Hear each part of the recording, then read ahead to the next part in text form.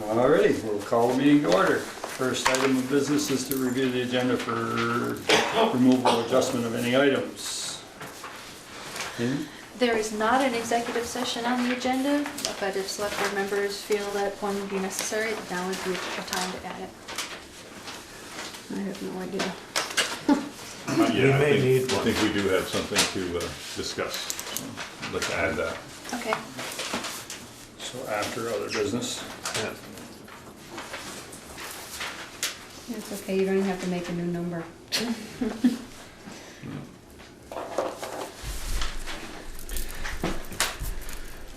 Public forum, opportunity for What is citizens. exactly the executive session? Hi, Is it Personnel. Personnel. Okay. Personnel.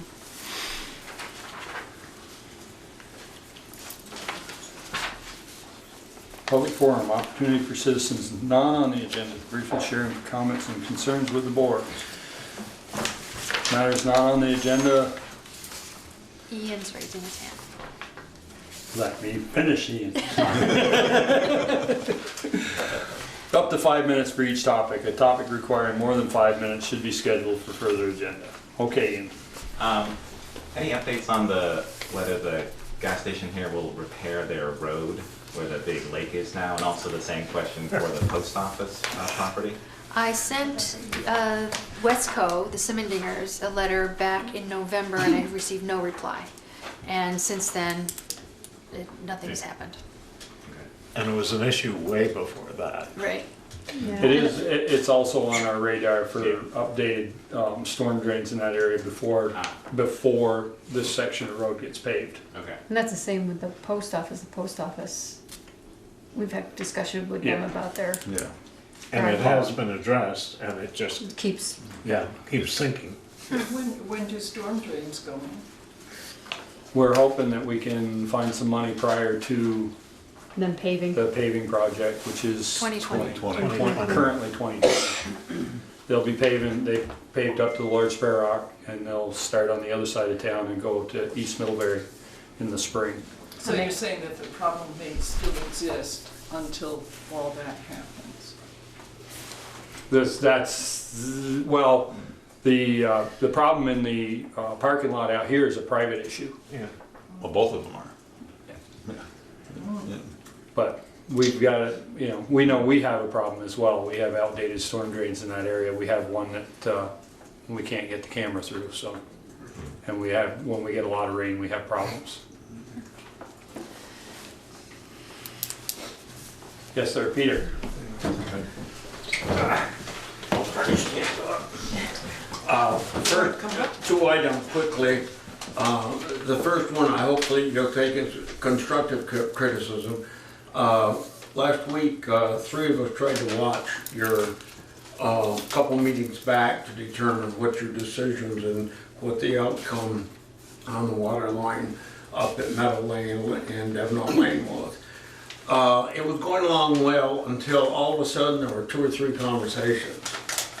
And it is impossible to follow the meeting when that happens. And I'm not pointing fingers because I'm probably the worst one anybody having a second conversation in a meeting. But nevertheless, it is very disruptive. We turned it off. We'd watched quite a bit of it, but we just turned it off because it was impossible to hear what was going on. So I would encourage people to give whoever's got the floor the floor. The other item I wanted to bring up is the water line, Meadow Lane and Devon Lane. Of course, it would be nice to do an 8-inch line. I think it did big improvement. I can appreciate the financial headache with that. But I feel strongly that the 1-inch line that I understand you want to put in down through the right of way to serve those 2 properties, I consider that a distribution line. And I think the water system should pay for that, not the homeowners. Once you get at the shutoffs on those 2 properties, then it's all up to the homeowners. But I would consider that a distribution line, even though it's only 1 inch. And I think that should be the responsibility of the water district. That's my 2 cents worth. If there isn't a clear policy on it, maybe that's something that should be addressed. more formalized. But I think historically, distribution within, especially within the district, has, as long as you're within the highways, so on and so forth, the distribution is up to the water district, and the health services is up to them, to the property. So I would just ask that you might want to talk about it again and give it consideration to pick up the cost of running that 1-inch line and have them pick up everything from the shut off. Thank you. I think part of the reason, to answer part of your question there, part of the reason was going with a 1-inch line was so that we didn't have two. Our original idea was to put in 2 3/4-inch lines from the main, but the houses might not go in at the same time. Yeah. And that was the reason for going with one line to get it out to that point. But we'll definitely take your under consideration. Yes, Bob? In the proposed budget, is there a sidewalk repair this time? In the budget that we're gonna vote on at town Yes. meeting?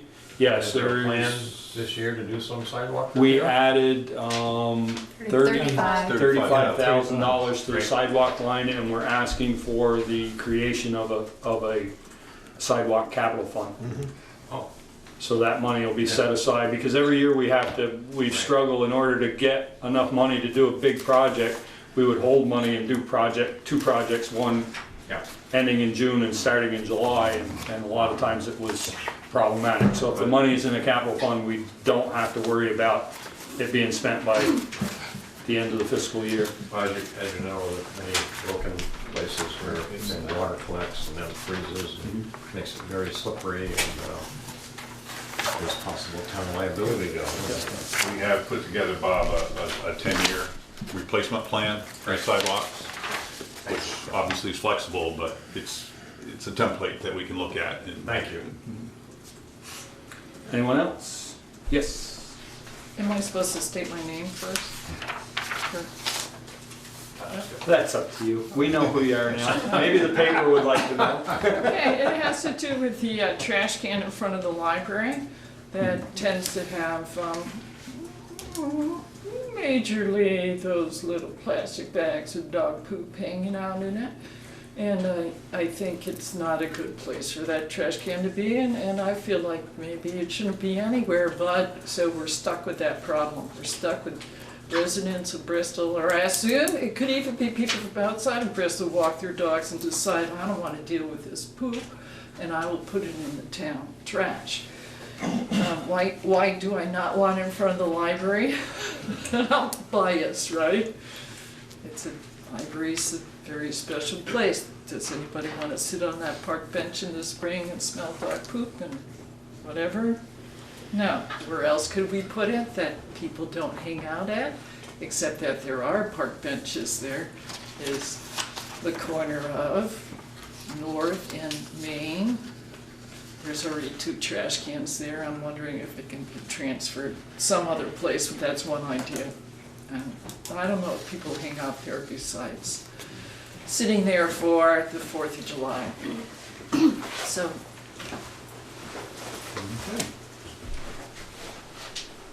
Anyone else? While the library is up, now that there isn't, the fire station isn't there as such anymore, when you're marking parking spaces for the library, you might be able to add one more on this end.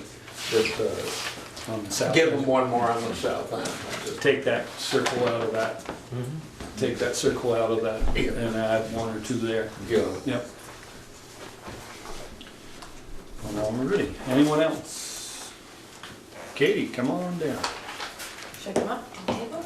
Oh, yes. Yeah, you're not gonna be able to sit back there and just. Pretend I'm not here? Yeah. Hello. So,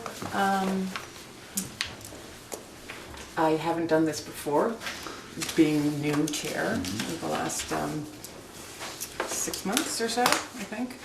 So I just wanted to check in and bring you up to date with what we are working on and see if you have any questions for us. And so I guess the first thing is that we have 2 new members, but you know that because you appointed them and that's great. So we almost have a full board now. We're short one person, and so we're gonna keep looking because it definitely is helpful. Let's see, we had it's kind of an unusual place for the planning commission because for a long time we've been working on the plan, trying to get the plan passed, and then worked on zoning regs for a long time. So we had a time where it's like, okay, what can we work on? And we had a meeting where we did a lot of brainstorming just in terms of, what we hear from the constituencies and then what we felt was important, and we came up with a few things. The first idea was, as you know, we started site plan review in the last year, and that is something that we are finding that applicants have a hard time understanding because it's different from just a straight permit. So we put together a sort of a user guide for that, and Chris worked on that, and I didn't think to bring a copy of it, but we're going to have that it'll be in Chris's office, something that people can pick up. It's basically taking what's in the zoning regs, but just making it a little easier to read. So when someone comes to apply for a site plan, they understand what that means. And it's nothing new, it's just... I was gonna say, you've always had to have a diagram of your setbacks and everything. Right, right. So what else is Well, in it's this? basically, well, a lot of times people, it's more specific, saying, things like we need to have a north arrow, we need to have a scale. A lot of people don't come with that. And even though it is required, a lot of people don't come with that. And now there's more projects that require that because the site plan is only going to be used for something that's already permitted, so it's a permitted use. But that didn't used to have these other, show landscaping, show, just more information. And for whatever reason, we don't always get that. And then we have a hearing and we have applicants who are not prepared, and it's a waste of their time and it's a waste of the board's time, and it's awkward. And so this is just, it's kind of an in-house, it's kind of an in-house thing, but I think it'll be helpful. So nothing really has changed, it's an educational piece. We also had Vermont Agency of Natural Resources. Thank you. Natural Resources come. And give us a presentation on the Rivers Corridor program, which was very informative, and basically it was kind of a program element that we had said we wanted to do in the plan, and it was a great presentation. They talked about how the corridor program is different from the flood maps that exist now, and how sometimes have them, sometimes don't, and what are the implications if you go that route. And so it was really looking at all the options available. And we didn't make any decisions. It was really an informative meeting. Let's see. Another thing we had talked about as a board was to look into more of the pedestrian bike trails, but luckily we have Porter working hard away at most of that. So, and she came and gave us a report of everything they had been doing, which has been fabulous, and we're really grateful for that. We also, what we found out a couple months ago, which was an oversight on our part for the town plan, is that when it was updated last year we only updated the plan so that the zoning maps would align with the new zoning regs. We did not, for some reason, go the step further and have regional planning approve it. And it was brought to our attention that that needs to be done. It doesn't mean that the plan as it is not legal. It's still a legal plan. It only inhibits us from applying for certain grants. Not planning grants that we would need to update the plan, but like complete street grants and different type of planning grants. So we, at our next meeting, are deciding how to move forward with that. We've spoken to regional planning, And we are gonna then start that full update of the plan.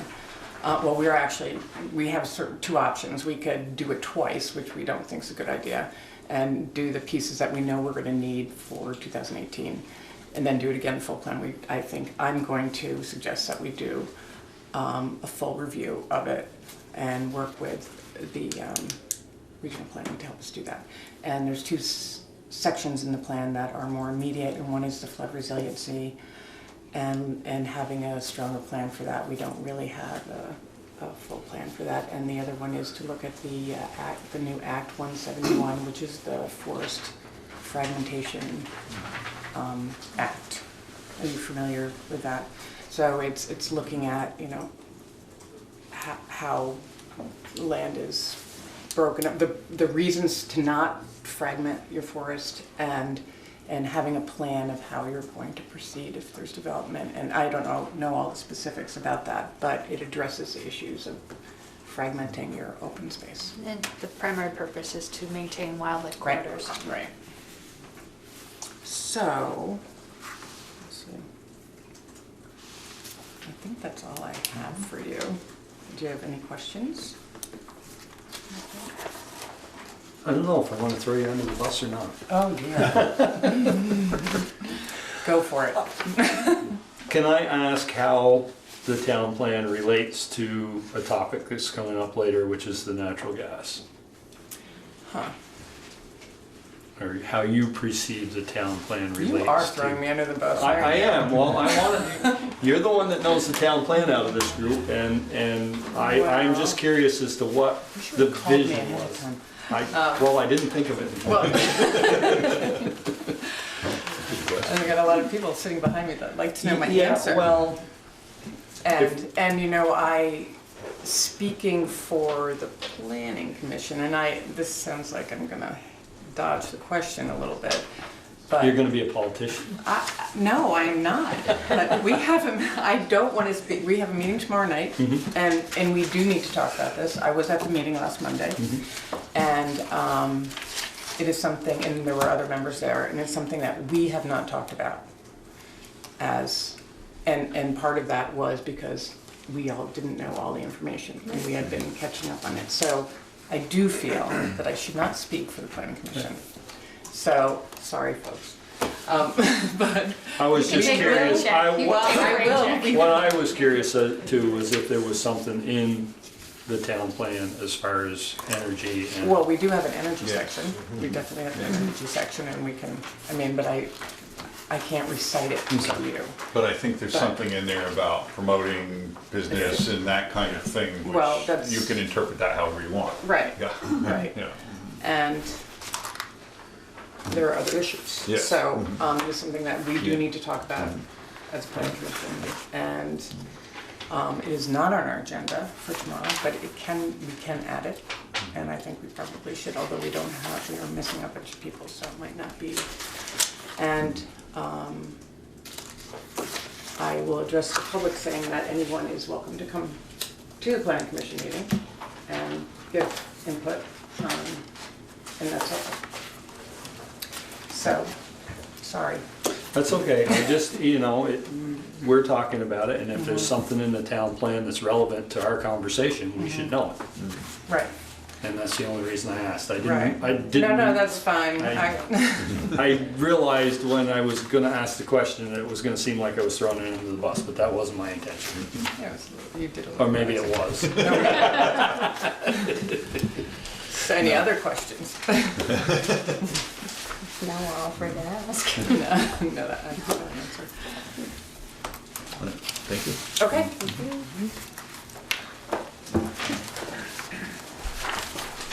Porter. Request for support for Bristol Trails Network. I hope South you have a Street colored map. Oh, you did bring a map this time. Yeah. to the Lord's Park. So first, I wanted to thank you for your written support for us for our section going this direction from the South Street Bridge. That grant has been submitted. We're pretty optimistic about it. We won't know probably until the end of March. We should have a sense. I gather that the local committee meets in March and sort of votes, and we should hear some feedback by the end of March and a definite answer by the end of April. So we won't know yet if we have the grant, which will allow us to hire the Vermont Youth Conservation Corps to build that trail, but we do have permissions from all those landowners, so we thank the town for your permission there as well. So today I'm here to talk about the next section that we're seeking permissions for, which is going south from the South Street Bridge. Those of you who've been in town a long time may know there's actually a trail there already, so you can walk on an existing trail from the Prayer Rock to the South Street Bridge. It's not a marked trail, and to my knowledge, there's never been any permission sought for it. So there are 10 landowners along that segment, and you are 5 of them. So this makes it a lot easier for you. Yeah. Well, assuming that you all, yeah, thanks. So basically, this is the section that we're talking about. So this is the Prayer Rock property. And the trail goes essentially along there and comes back out. It actually hits at the guardrail here. That's this gray line? Yes, which in here probably would have showed up, yeah, as a red line. Yeah, okay. So this is a very approximate mark of the trail, because what this is an app that I use when I walk. So when anglers told me there was a trail there, I went and looked at it last summer. And so this is not exactly the trail, and it's also possible if any of the landowners sought for us to move the trail, that we could do that. But this is roughly where the trail is. And so you see, we looked at the rock, and then we backtracked, and then we walked along, and we ended up walking in Into the riverbed. a little bit in the riverbed there. I believe that trail actually goes straight, but we didn't in that particular instance, and then came back up there. So yeah, that's roughly what it looks like. So we sent a letter to most of those landowners earlier this month with the articles from the newspaper from last summer, and with information about the trail itself, and asking for the opportunity to talk with them. And so we'll be following up with them moving into the spring, and hoping to hear any concerns that they have and hopefully get their permission. But we'd love permission from you for the 5 parcels of town property that it would cross. I have no problem with that. No, Me either. I move that we allow those 5 pieces of property that belong to the town to be used for this The Bristol Trail. project.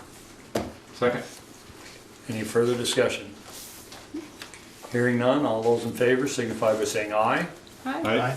Opposed, nay. Motion carried. Great, thanks. Great work, Ford. Thanks. Do you guys have any other questions since I'm here? Got any more hard questions, Peter? Yeah, I'm ready. I don't know if I want to ask. I'm just curious as to how this trail runs along the river and how that works with all the new setbacks we have. I mean, it's just a walking path. It doesn't. Yeah. So one of the things that was actually great about doing this grant that I just did is that because that grant would be federal money, it had very high standards for all of the sort of permissions we would have to get. So all of the people that I spoke to for that, which included several people at ANR and the Department of Forests, we got river information and floodplain information and all of that. All of those people are willing to talk to us about other segments of the trail too. So now I feel like I have a really good team of resources I can go to and say, this is where we're looking at having a trail. So even if we're not going to be seeking federal money, we can get really good information from people who know about, whether that's a good place to build a trail or not a good place to build a trail, or what sort of concerns we might have with it. The answer, I think, directly to your question is, for a simple footpath, it's okay even to be in the floodplain, so as long as we're not building any structures, which we have no intention to do. And some of the area on this section we're talking about now is lower than where we're talking about over here, so that may be the case. But what we would want to do is actually look at all those overlays so that we know where the trail is, and we could move it a little bit if we thought we wanted to, just to preserve our work. Right, so when the next flood comes in. Yeah, although, what was interesting to me is I didn't realize there was a trail there, and some anglers said, I think there is, and so when I went and walked it, and then I started, I mentioned that to some people, and people who are my age are like, yeah, we used to walk on that trail in high school. So the trail's been there, for some time, it seems to have some longevity. So even if the water comes up and goes back down, Which it It's has maintained. done. I'm sure, Many yeah, times. absolutely, yeah. So, anyway. Peter, who's gonna be responsible for liability on that? The water does come up and it goes down. That's gonna be an extremely dangerous place. If the trail is where I think it is, and that's on the edge of the Edge of the wall, edge of the wall. retaining wall at the foot. Is that where the trail is? I Which can't. retaining wall are you talking The about? old mill piece on Drake?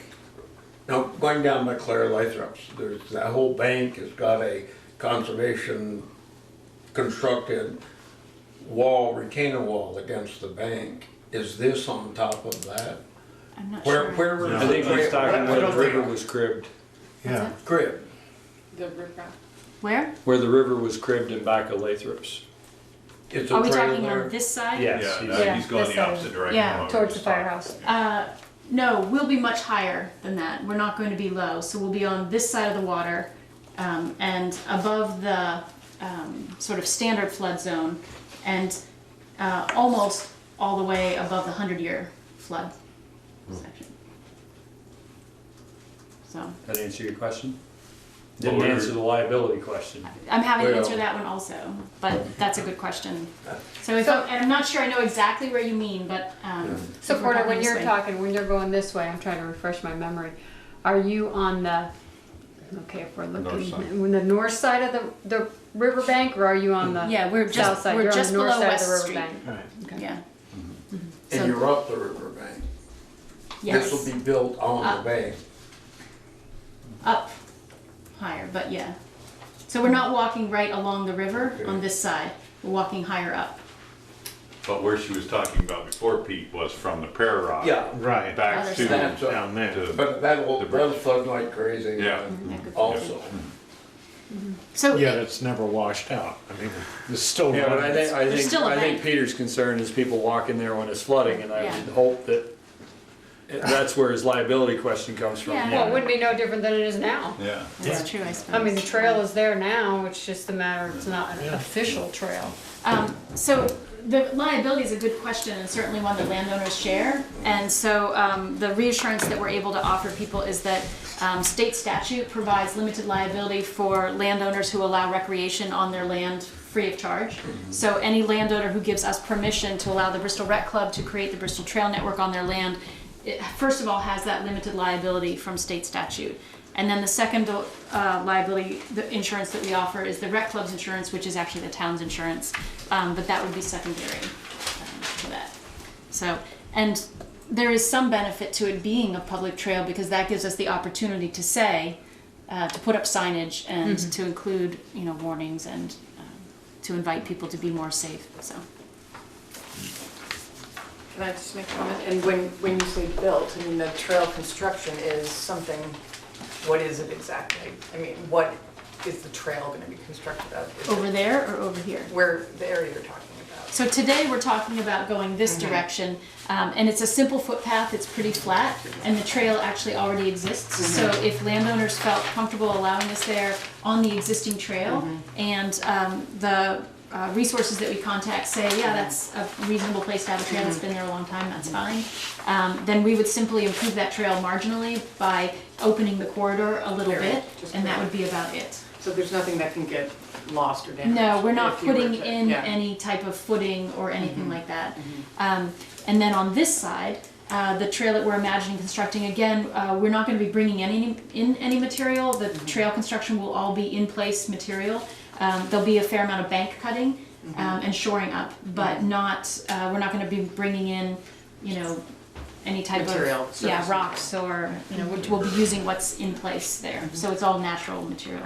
And down there is the same thing, or are you gonna put a pea stone bed down? No. Or nothing like Just that? it's going to be just a natural footpath. Okay. Will that bank be checked by an engineer?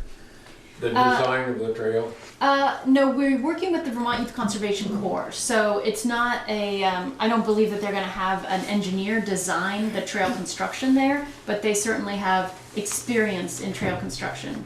And if there's a certain area there that you have concerns with, I'd love to hear from you, and maybe we can talk after. I'm concerned on the whole bank. I've been here 76 years, Yeah. and that's been a very popular subject. Yeah, And I just, you mentioned, yeah. but anyway. That's Well, actually, we have issues in front of Martin's that we know we're gonna have to Oh, deal yeah. with. right. That's why we wanted to get the grant for Vermont Youth Conservation Corps, because we wanted to have some people with real trail building experience guide us in the construction of that trail, rather than just have it be our volunteers. So. Thanks. Thank you. Oh, Fred Fazer, moderator, to review town meeting warning.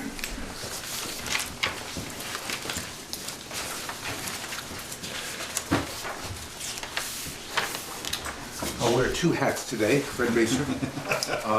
My town moderator hat, and that's the primary reason for me coming. I wanted to learn from you if there's any corrections in the warning as it's been put together, and if there's any concerns that you have going through meeting that I should be aware of in advance. I can, if you wish, switch hats and answer any questions you might have in terms of events in Montpelier that might impact the community. I have one, I think, correction in Article 3, the last line.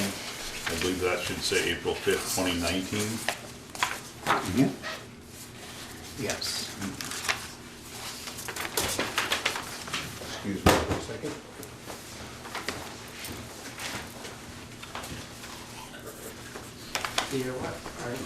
Three. Three. While you're standing, can you It's hand Tasha? when the taxes are due, it just said November 5th, 2016. Just and hand April 5th, Tasha one 2018, copy. it should be 2019.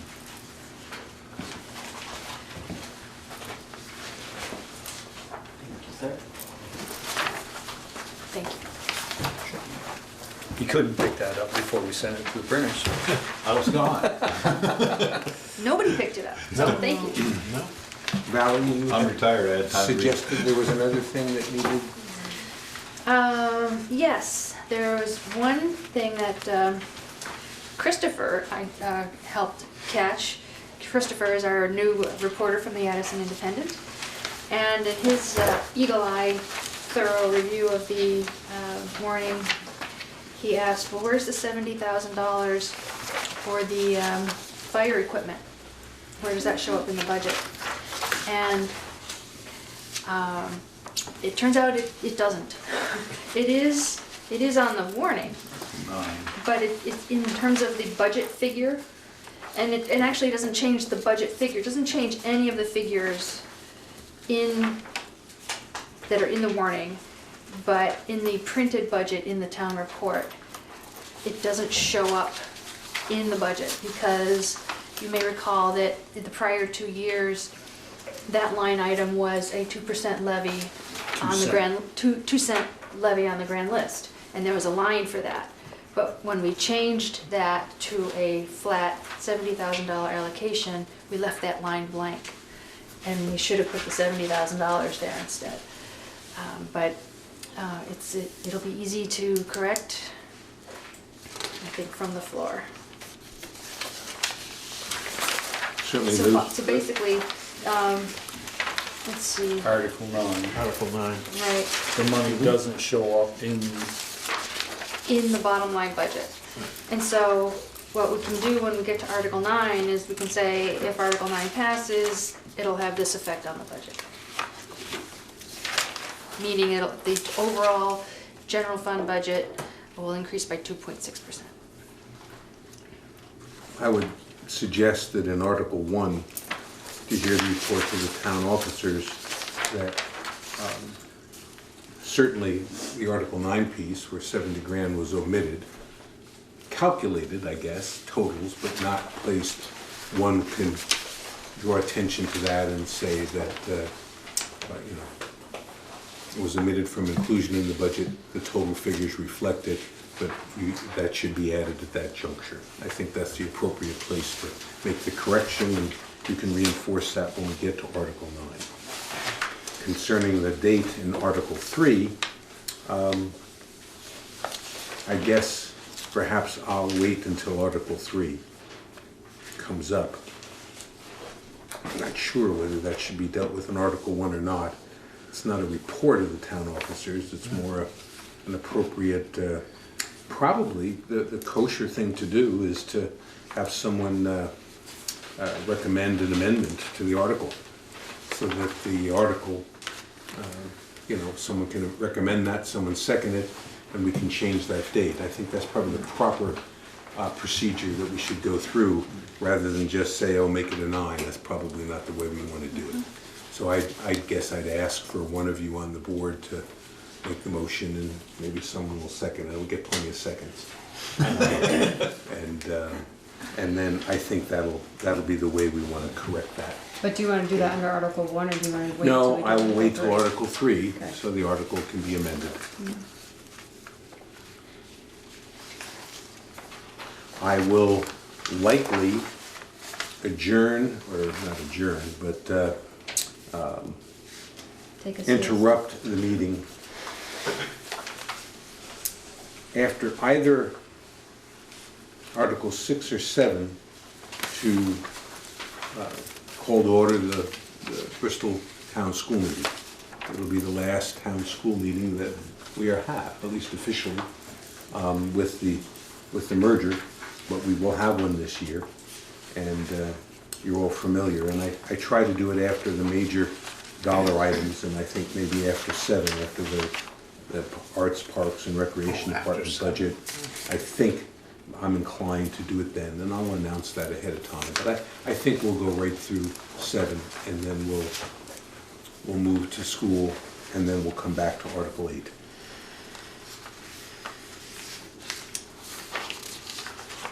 Valerie is going to be There's helping. not gonna be a whole lot of discussion there, there's School. nothing, the budget is, There's no budget. right, there is no budget, so basically all they can do is report on It's what's going to be happened. information. As that meeting more often is, with the exception of a few articles we've really had that said they can borrow or something, things that are statute oriented.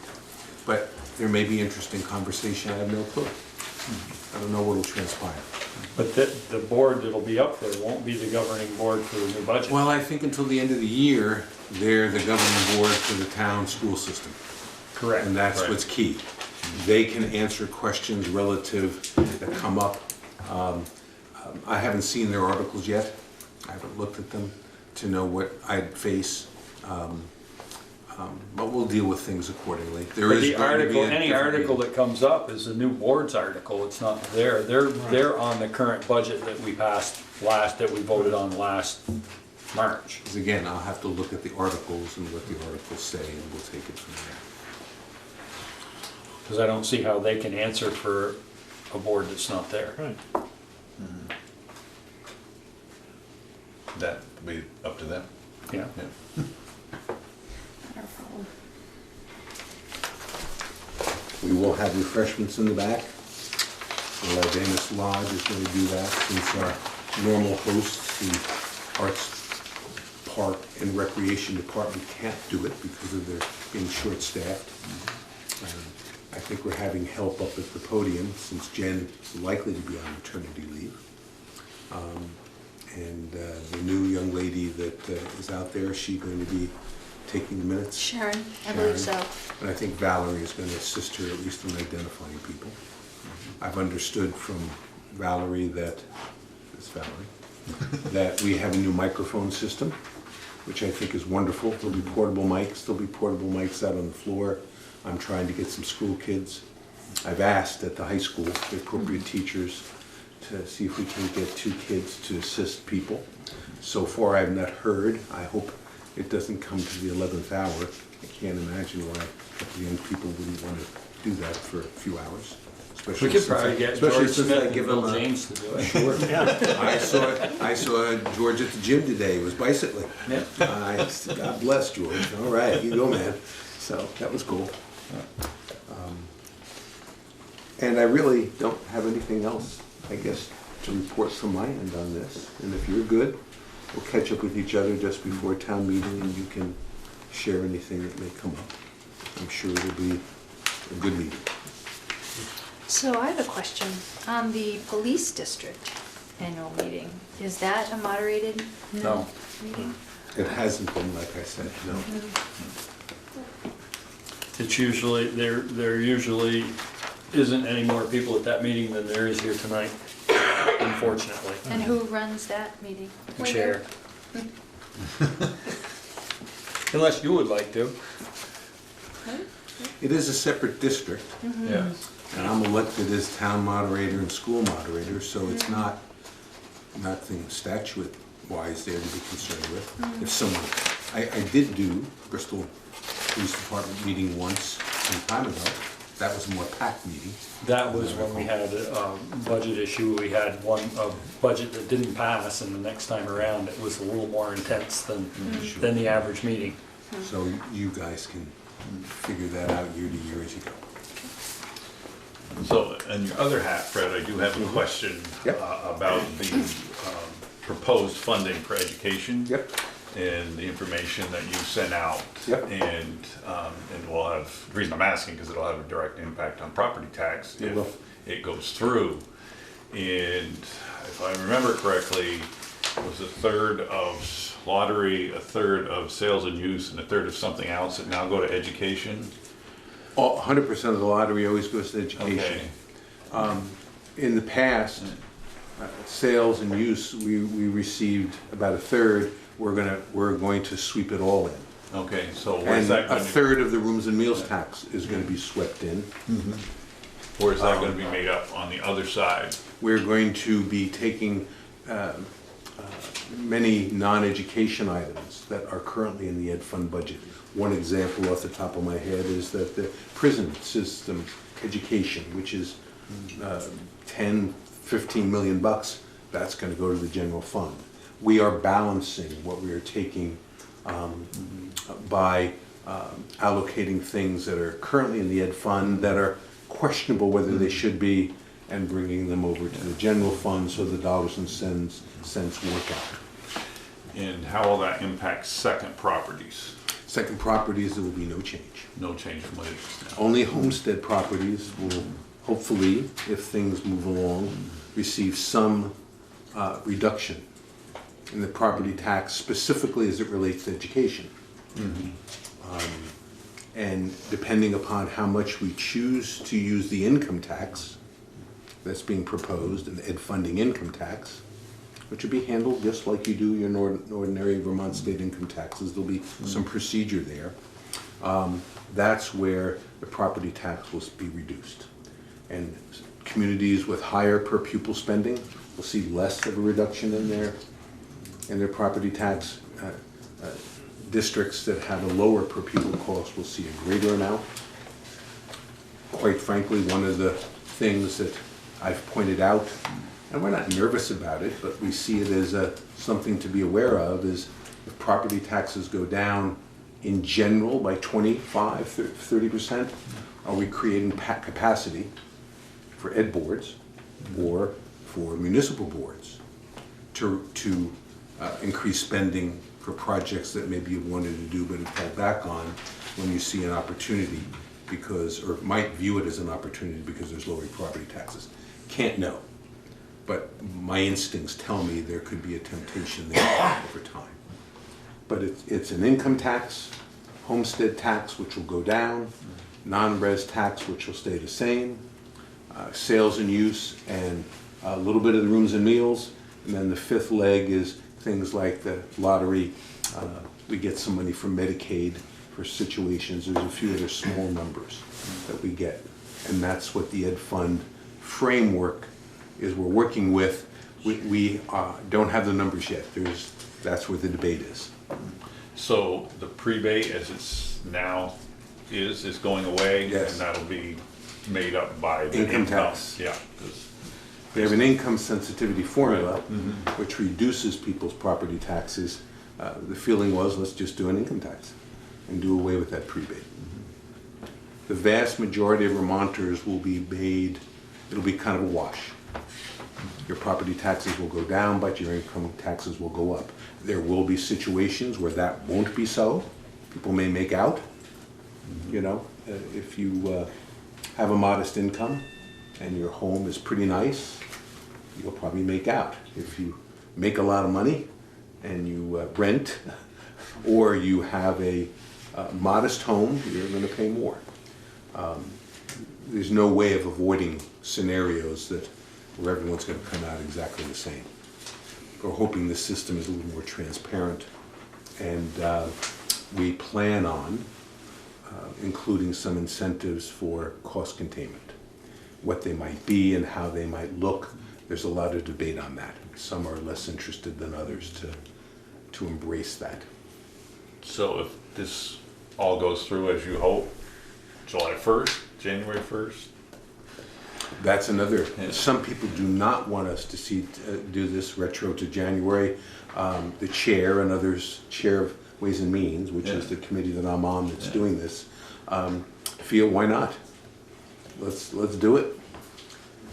There's some awkwardness there. People are withholding for old income tax rates. That was my next question. Well, that's the way it goes. I mean, that's what some of the discussion is. Well, there would have to be something about the formula where you get fined because you didn't take enough money out when you thought you were. I'm sure that'll all be corrected, if that happens. Yeah. If that happens. The Senate has to weigh on whatever passes the House. This is a House initiative from House leadership. I feel fairly confident something will happen along the lines I've described. What the numbers will be, I don't know. And I don't know how much support it's going to get universally. What the Senate does and how the governor will react are question marks. We haven't heard a lot from the Senate. They said, we're just going to wait until you guys send it over. I have a feeling there'll be changes. So it's a long way from happening, but there's certainly an intent. Thank you. May I ask something about that? I've read somewhere something about, how about out-of-state people who own second homes in Vermont? Somebody was concerned about losing that income. I'm just throwing that out there. Well, they're taxed today. I'm ignorant. They're taxed today as a non-homestead, and that situation won't get any worse or better. Oh, okay.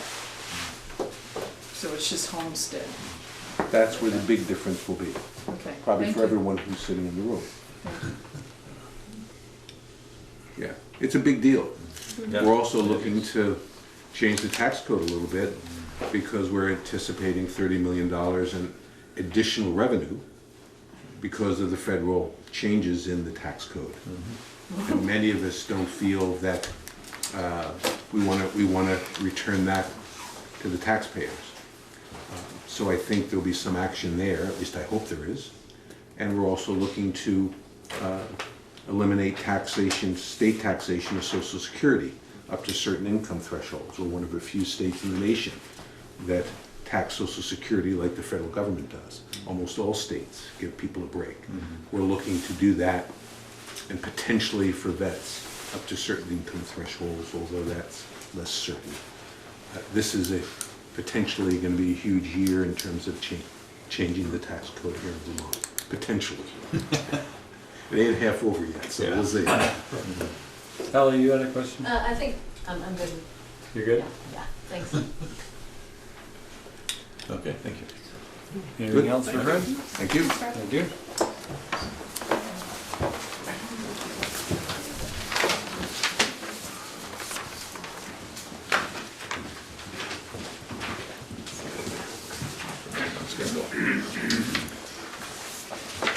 Alrighty. 7 o'clock, public hearing, dog ordinance violation. Robert and Pamela St. Amour, is that you? Robert?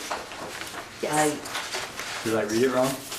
Yeah, No, my paper says Robert, I'm sorry. yeah, well, that's Robert Cameron. Yeah. Yeah. Come on down. Yeah, come on. Although I had spoken with Pamela last week, they did not actually have an opportunity to pick up the letter, so I just made a copy for them.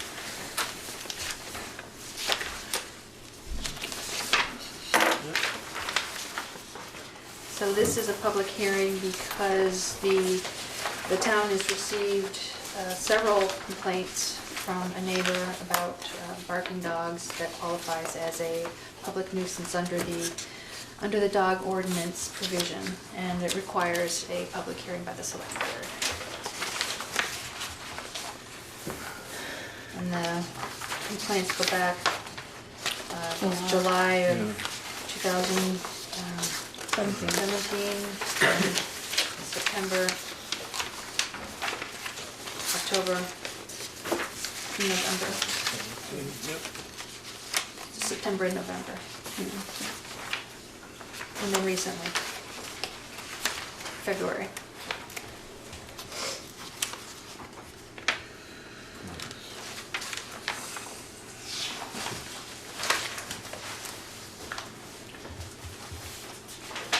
Whereabouts on Rockydale Road, just so I can familiarize myself with where you are. Right in front of Brookside Trailer, Blazes Trailer Park. Okay. Okay. Old Lucia house. I bought from Steve and Ken Lucia about 2 years ago.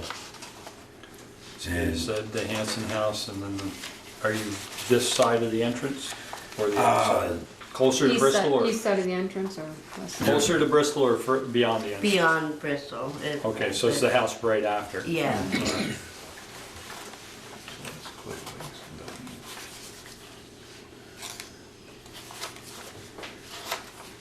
I guess I'm not really sure where to start, other than, do you know what's causing the dogs to bark? Well, believe it or not, we've been keeping them real quiet. They're inside 95% of the time.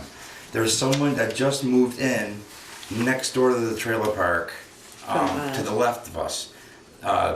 They drive a couple of business rigs, GW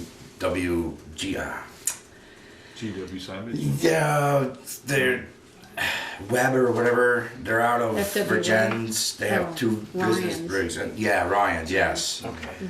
And they have have 2 dogs and a pen.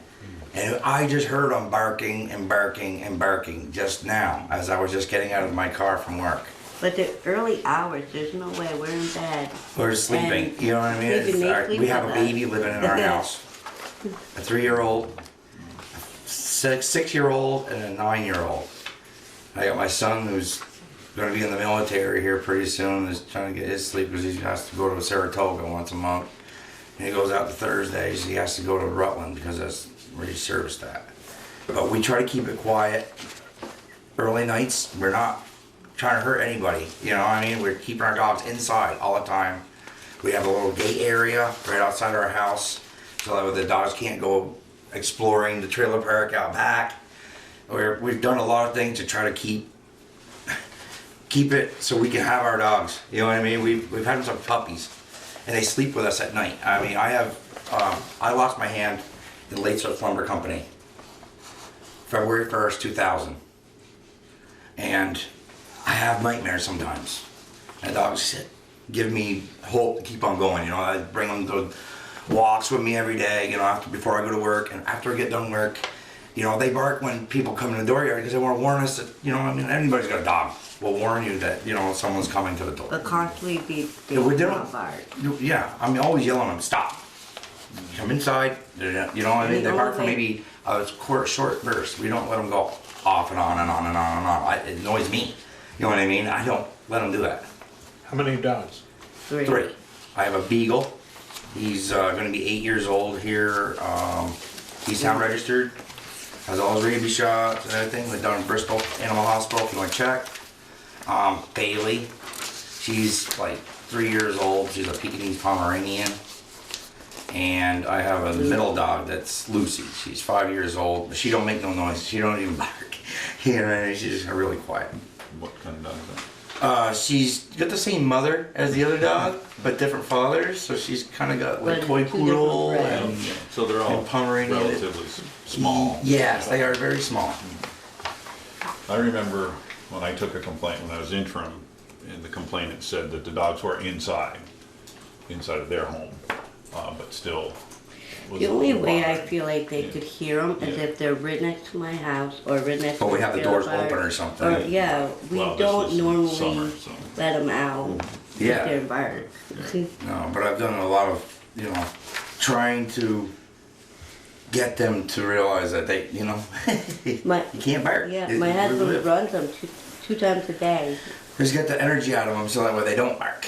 You know, because that beagle, he's. Somewhere away from the house, so they're not. Are they home alone during the day while you're away? Or? Believe it or not, her niece is My niece living is with us for there, a while, so- and she has 4 children, and because she had a domestic dispute with her Yeah. boyfriend, and she kind of moved in to get away from the situation. But no, And, she's but she's home getting her with taxes back, and she wants to get her own place, and we're trying to help her with that. She can't see the kids living on the street, you know what I mean? She was getting black and blues every day. It's not good. But I am really keeping it down with the dogs. I'm trying everything, you know, but there are other dogs around us. It could be just, you know, thinking it's our dog and it's someone else's dog, you know? Have you tried bark collars?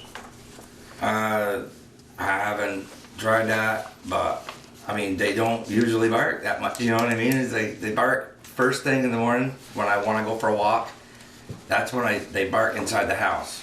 And I tell them, quiet, you know, and I put the collars on and bring them out to the car, and then we take off. I drive them out to Plank Road to go out to for Jen's watershed. It's a great little walk. Do we know for sure she's hearing the right dogs? Yeah. I don't know. Yeah, I'm curious, because like, these complaints are all 5:30 a.m., 7 to 8 a.m., and 5:30 a.m. There's one, There's one 3:43. 3:43, constantly, yeah. 9:30 p.m., 2 p.m. Speakers, one behind. That was just recently. Yeah, you know, I come home throughout the night, all times. It changes. And when I come home, they sometimes bark, not often, but when they do, I can barely hear our dogs bark. And it could be midnight when it is quiet and there's nothing going on. And like they had said, we do have kids sleeping in there. We don't want to wake them because it is a pain to put them back to sleep. And even throughout that whole night, I have the beagle with me and they have the other 2. The beagle's the loudest one, and he stays with me throughout the night until about 8 o'clock in the morning. And I make sure he's content. Well, it sounds like, you know, if some of the barking is for me getting them into the car to take their walk, you know what I mean? But it's not for a long period of time. It's only like maybe for a minute to get them in the car. Yeah. We're not letting them bark for an hour, like February was saying, or 5 minutes, not even 2 minutes. I don't let them bark. I don't like them to bark. Valerie, we had a conversation with a complainant. It appears to be the same person. Right. One of them says anonymous. Right. Yeah, the first The one second says one. anonymous. No, 11/7. Oh, it's 11/7? Yeah. It's all the same person. Yeah, it is. The writing looks the same anyway. Yeah. Well, that's somebody here taking it down. And the address is the same. Yeah. Oh, no, that's Elmore. St. Elmore. I mean, what you're describing isn't anything like what we're seeing here. You know, I several feel like- dogs bark 5 a.m. and all day. I feel like it's our neighbors, because our neighbor dog is constantly barking. And my son can hear it plain as day up in his room upstairs. How long do they live there? They used to have chickens before that. The house had Yeah. chickens living in it The outside. guy just moved What, out, maybe somebody just moved in. 2, 3 months? 2 months? A little bit longer too, probably about 2, 3 3. 3 to 4, yeah. And there's 2 vans, so I'm thinking they're co-workers, you know, living together, and they both had dogs. 'Cause one's like a big basset hound. It's an old hound. It has a lot of cysts on it.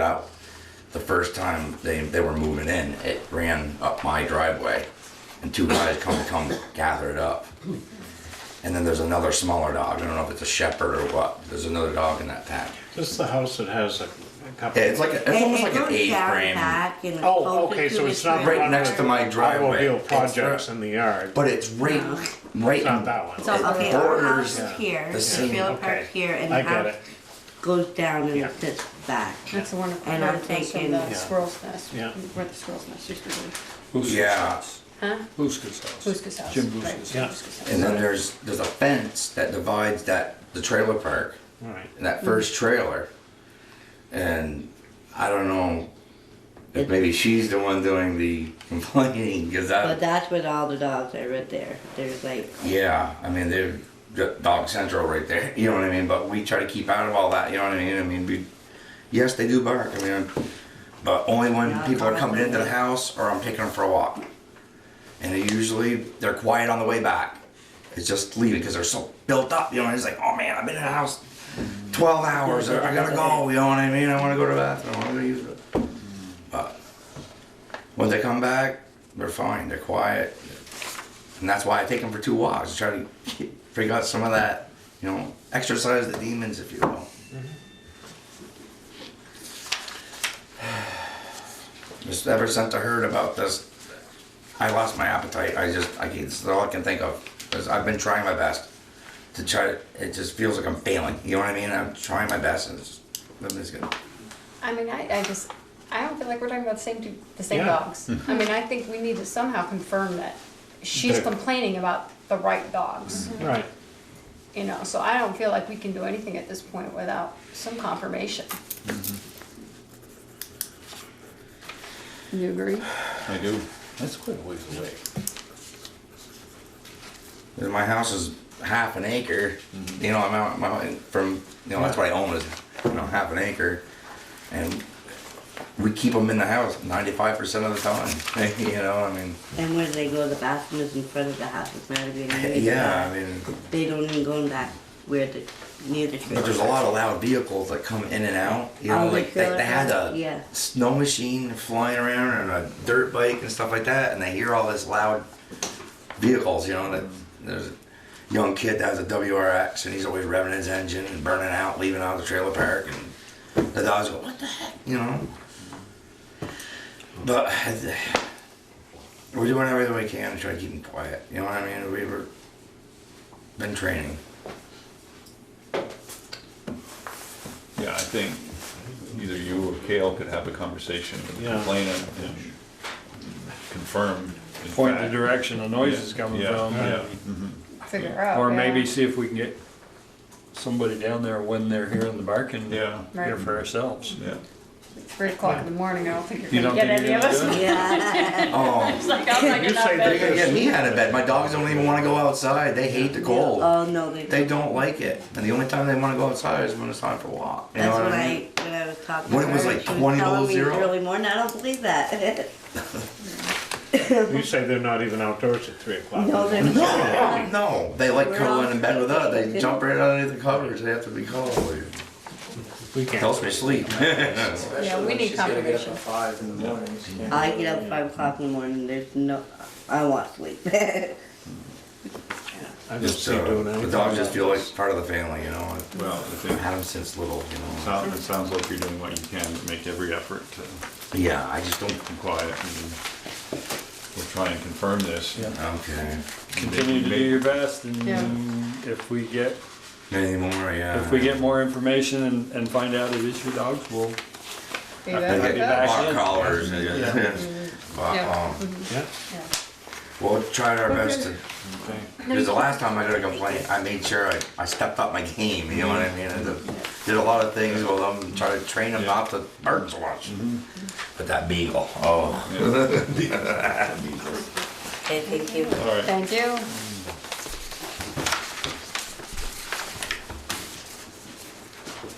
That's some.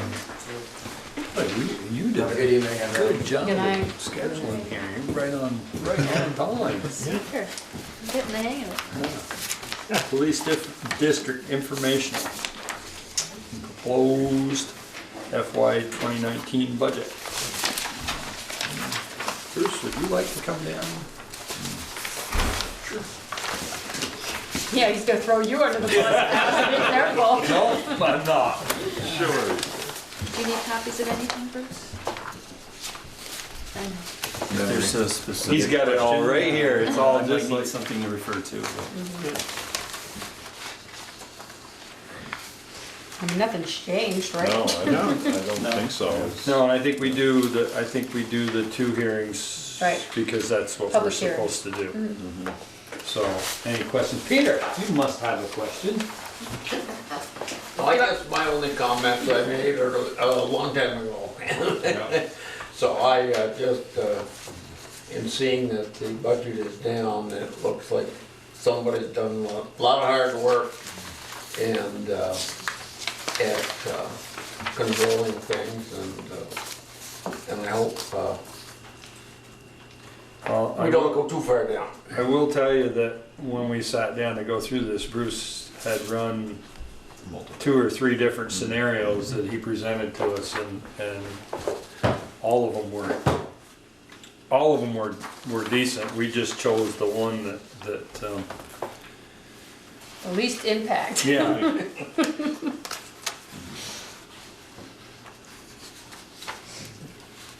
Great job, Bruce. Yeah. Thank you. It was a group effort. No, I know right now. So I hope you're prepared for about the same thing town meeting night. There might be a couple of more questions, but this is pretty much the way this hearing goes, unless something is real controversial. Last year, with the workman's comp taking the big hit, that was kind of something that we needed to explain, but it seems to not be as bad as what they told us it was gonna be. Right. So, Which was nice. yes. I guess if nobody, yeah, that was tough. That was easy. Yeah. Although you might want to stay put for the next one. Okay, regular business. Review police chief's job description, job announcement, review committee, and proposed timeline for recruitment. So in the select board's packet was a copy of the existing police chief job description adopted in 2015, and on your tabletops and emailed this afternoon is a draft ad and timeline to consider the recruitment of the police chief. There weren't very many relevant scaled examples to follow, quite frankly. So it's draft and it's certainly open to suggestions. What are you saying, these guys get in these positions and they stay there forever? Well, some of the ads that I was able to find were for much larger communities and more complex department situations.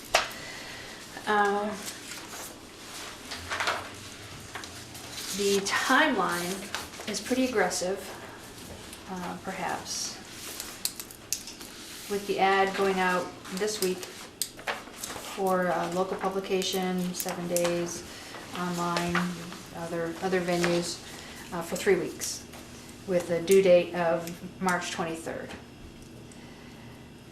So the select board had talked about forming a review committee to be involved. And the select board also talked about having a review process that was open to the public. Perhaps the 2 finalists get public interviews. And so that's where I wasn't quite sure how that fit into the timeline. And I think it would be helpful to clarify the role of the review committee and the relationship with the select board. In other words, is the review committee doing what level of involvement is the select board planning to have in addition to the review committee? Or is the review committee that maybe has a select board representative and they do all the legwork and then provide a recommendation to the full board? Or, and then also the relationship with the police advisory commission. What's the connection?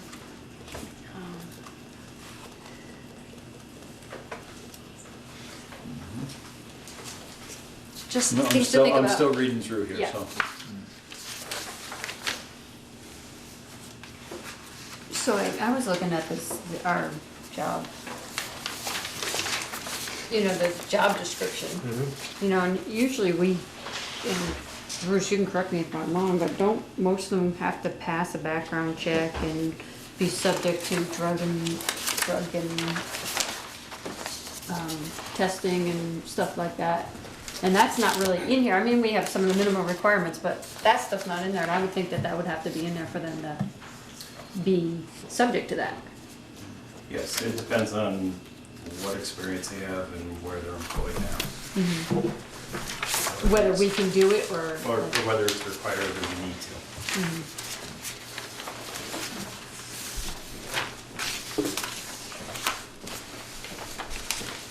That means like, they wanna make sure they have a valid driver's license and I, you know, that's, some of that stuff's not in here. And I guess, I'm thinking, God, I thought we went through this, but I can't remember if we Yeah, actually I did thought go through this. I thought we put something as far as,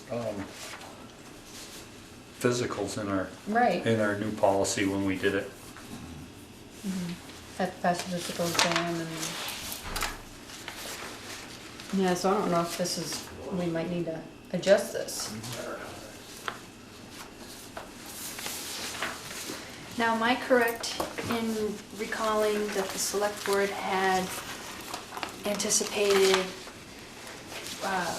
actually having the person take the role starting July 1? That's what we talked about, yeah. So if that's the case, then perhaps we can take a little bit more time and work out the job description details. Yeah, I mean, that's, but if they look online for it, they're not gonna have the most up-to-date one, so. In other words, delay advertising a little bit. Or maybe talk about. I don't know that we wanna delay it, but we could just say, you know, you can check I don't know, you check the job description, but it's in the process of being. The I don't select board know. meets again on March 5th, which is the pre-town meeting. And I don't know that you usually have other items on the agenda. I know there will be an item for signing warrants. We typically meet here a half an hour prior Before. to the Right. the police district meeting. So that would be at 5:30. I wonder if we can go through this and then throw our recommendations out before that meeting to update this. And then maybe we can decide at that So meeting. finalize it at that meeting. Yeah, I mean, I hate to hold this up because you're already on a tight timeline.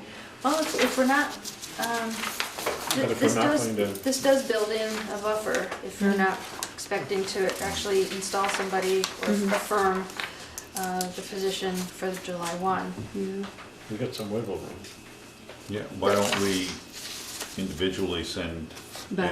anything to you, Valerie, and you can add it and. That sounds good. Okay. I mean, if I remember right, our discussion with the committee was, I was expecting there'd be a select board representative on that committee, and they would review all the applicants. And I don't know if we discussed whether they interview them or they would go through the applicants and give a list of. I didn't think we were planning on interviewing all of them, maybe just the No, last. the first cut. Yeah. Yeah. The same way we did for the town administrator's position. No, in but we those were instances- involved in all that. Right, right. We were involved in all that. Yeah, right. No, but we were thinking of having the committee review all the applicants and bring it down to a recommended, they have one or two final. Yeah. And conduct the interviews?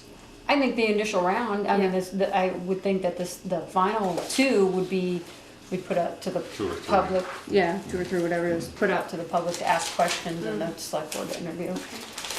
That was my thought, but I don't know if that's. I think anybody that's else what the agrees with public it. had asked for, to be able to have at least one public forum where they ask questions of the applicants. But I don't think we want everybody that applies at that. I think we just No, want the our last- finalists. Right, final Right. two. Two, yeah. If there are a final two, I mean, maybe there's not. Maybe there's only one that comes out on top, I don't know.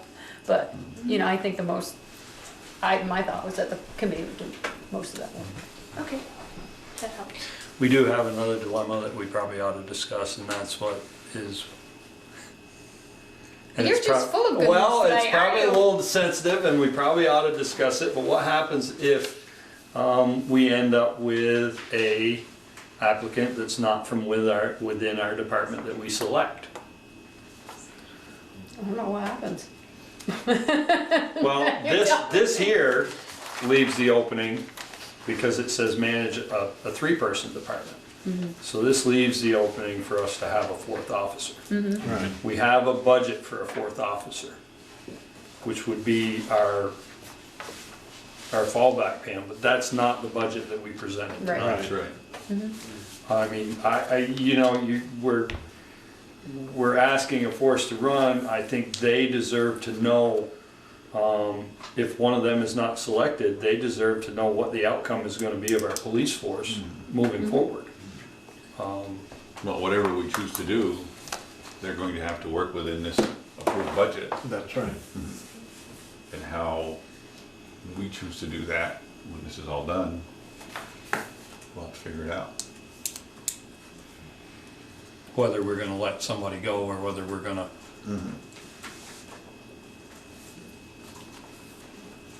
I mean, it's a hard question to ask, but I think it's something that our employees deserve to have an answer on ahead of time, before we get to the situation where, we hire somebody who is not currently on our force and wait a minute, now we've got 4 employees.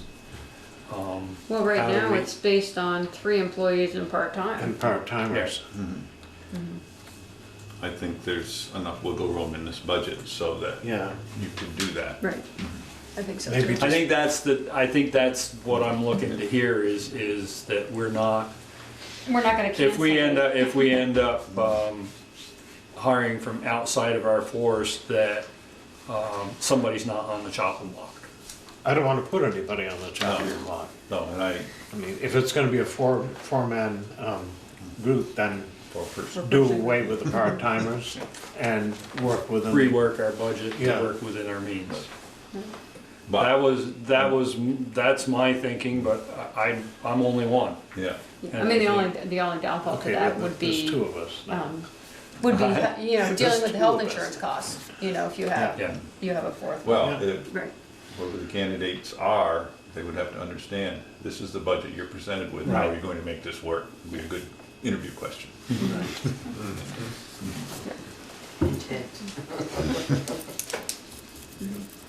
So we're, So we'll pick this back up on the 5th. Yeah. right, Or we're we'll- gonna let the ad out tomorrow, or are we holding the ad? I would recommend holding off Hold it because until I'd we like get to, this. I think it would be good to spell out either in the job description or the ad, a little bit more information about this Okay, review yeah. process, which Yeah. I didn't have a clear picture of initially for this draft.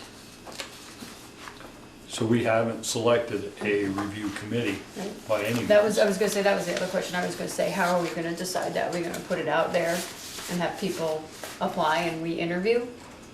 Or are we gonna just pick a select? I mean, I think somebody on the police advisory committee should be on the committee. Absolutely. I think there should be a community member too, and a select board member. I mean, you don't want too many. No, How many people are going to be on this committee? 4? 4 or 5? 5, I think you need an odd number. Yeah. Yeah, Yeah. 5 I think is good. So you have 2, the advisory board, or a member from the police advisory board, a select board Select member, board member. and 3 community. 3 community. Do Well, we they don't want, necessarily have to be community, I don't do we think. want somebody from Somebody outside? wants to do it. Like a law enforcement or somebody else outside of the town of Bristol you're talking about, who's more objective. Who may not know the Possibly. players. Yeah. So we need to know if we're gonna advertise, we need to know who we're looking for 2 community members, or we're looking for Yeah. 3 community Right. members to serve. So what's your pleasure? I'd just as soon keep it in the community. Yeah, I would too. A district representative? District or community, there's another question. Yeah, that's true. Why don't we do 2 from the district and 1 from the community? If the Yeah. person in the community ends up also being in the district, then it's So be it. not, it's not.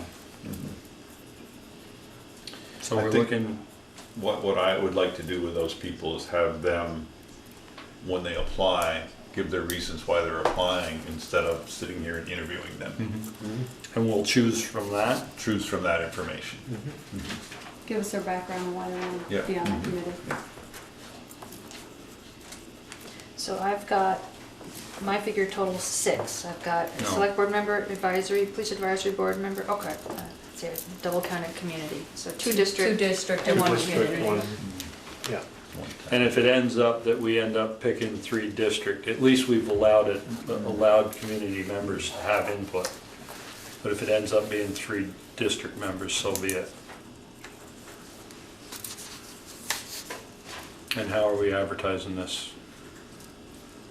I can put it on Front Porch Forum, run an ad in the Addison Independent. Is there anywhere else we want to put it? Eagle? Eagle? Facebook page. Is there What's the Eagle? law enforcement? What's the Eagle? It's another weekly, Weekly, it's a small one. yeah, it's free. Did you get that? That's okay. It was A for kind of, honesty. it was kind of a little, It was a dig. yeah, just a little one.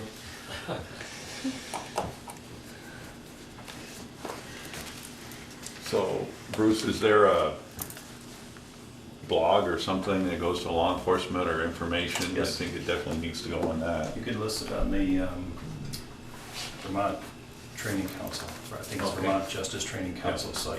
It can be listed there. Yeah. Well, criminal justice. That's it. Yeah. You mean, you're talking about the ad itself? Or you're talking Well, about it for can the, go on there, okay. it can go on their website, that That there's a position. there's a open. position open and they go to Mhm. get more Okay. information. Great. So where are we at? We're gonna revise this before, prior to town meeting. So this ad will go out 2 weeks from now. 2 weeks from, yeah. It'll go out on the 6th, or Yep. whatever And I'll Tuesday is, adjust town the meeting, dates. town meeting day. Right. Right. So that just shows your whole timeline back Put that in Yeah. to do. 2 weeks. But I think I might add some layers for the review committee and then recommendation to the select board, some target dates for having a recommendation to the select board.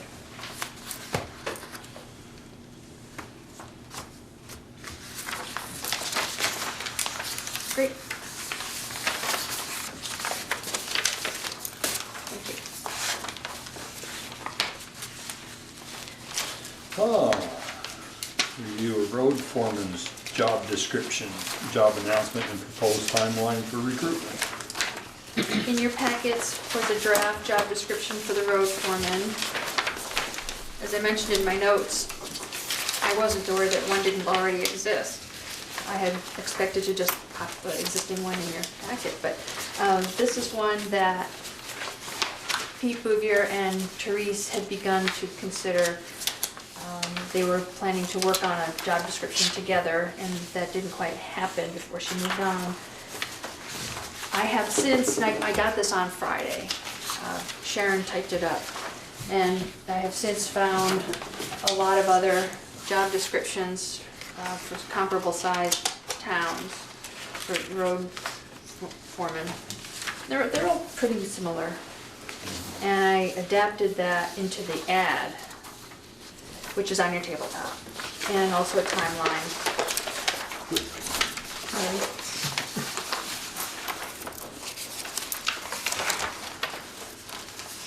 The only thing in the Oops.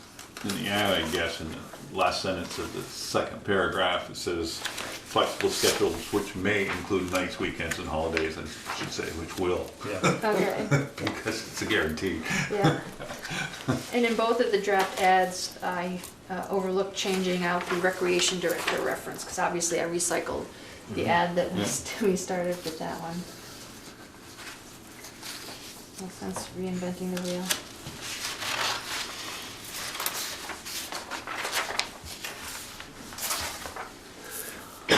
I assume that Pete has looked at this, right? He gave it to me. Okay, so my only comment was, one of the additional responsibilities is they research and recommend the purchase of certain equipment and vehicles, I mean, so that'll be part of the duties and responsibilities, I think, on there. Research, what was that?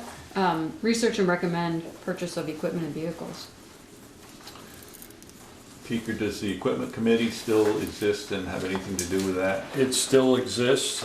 We haven't, we did all get copies of the truck that we purchased last year and what he wanted for everybody's okay.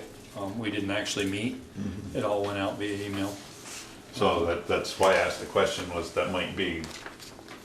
Yeah, I think what it's you're something that saying, needs to happen. that there's an equipment committee that they will work with Yes. to recommend new equipment, or however you want to word that. But ultimately, it comes to the board for approval. Yeah. Yes. Yeah. But I think if we have the 5 people on that committee who all have expertise in that area. Right. Yeah, I mean, the current committee is road foreman, myself as a select board member, Ken Johnson from Johnson Lumber, Alan Clark, and Merrill. Dick Merrill? No, Merrill Knight. Oh, Merrill. Merrill. Merrill. He was, and I don't know, I'm not sure if he's still on or not, because when his job switched around, he came off, and then I think he asked to be put back on. Merrill Knight. So you'll just wanna put Merrill, that in yeah. there, Val. Knight. That they'll work Yeah. with the equipment committee on research and,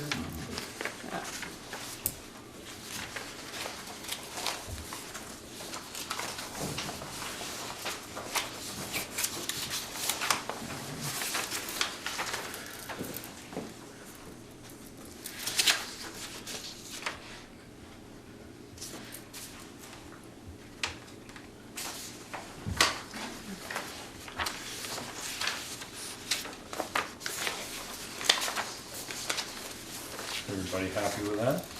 I guess so. As long as Pete looked at it and it's got everything in there that he's supposed to be doing, I mean, who knows? Yeah, I read through it and I didn't see,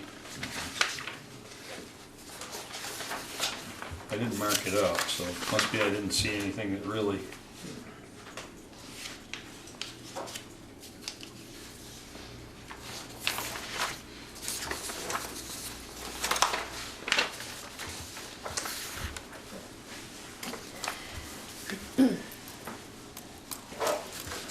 We have to make a motion to approve that though, approve the job description. So I'll make, With the addition of. well, the, yeah, right, I'll make a motion to approve the proposed job description for the road foreman, working road foreman with the change that we, or addition we discussed. Second. Any further discussion? Hearing none, all those in favor signify by saying aye. Aye. Opposed, nay. Motion carried. And in the draft ad, are you comfortable with that salary range? We talked about that before, so I think it's Yeah. reasonable. We talked about this before, I don't remember that. Isn't it? Yeah. I don't remember, that doesn't mean we didn't. And then in the timeline, I have the ad going out this week to wherever we can send it. March 23rd is the deadline. Applications are reviewed the following week. The select board meets on April 2 and discusses the applicants, identifies who to interview and establish available dates. And the interviews are crunched into the week of April 4th. Which assumes that people, starting April 4th and through the following week, so a week and a half's time to conduct interviews. When is Pete done? April what? 13th. April 13th. 13, yeah. I know. Okay, so no training. So the select board meets again on the 16th. So this is a very ambitious schedule. He's not going anywhere, he'll be around. Right.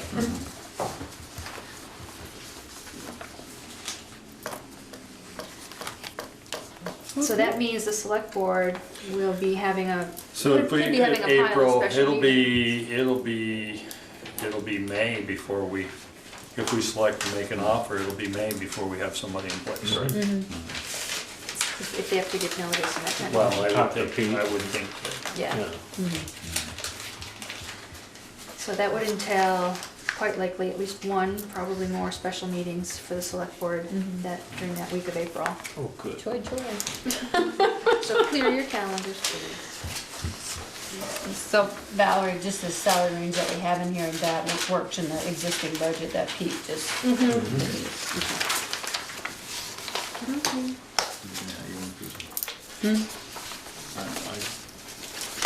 I guess I have an issue with, I think the police chief should make as much as a road foreman.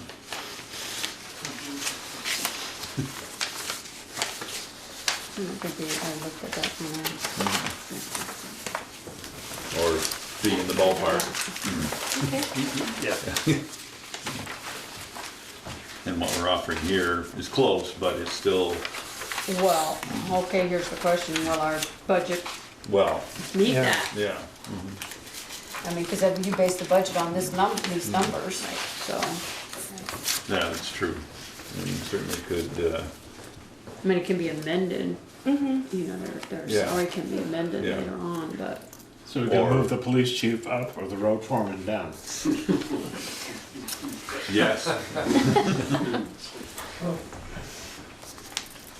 Balance them. Yeah. Let's see. Do you want to talk about it later tonight? Yeah. Yeah.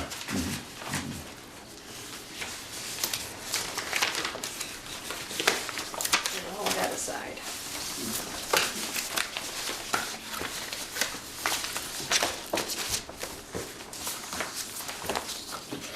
We ready to move on then? I think so. I'm gonna skip the next one, nobody wants to.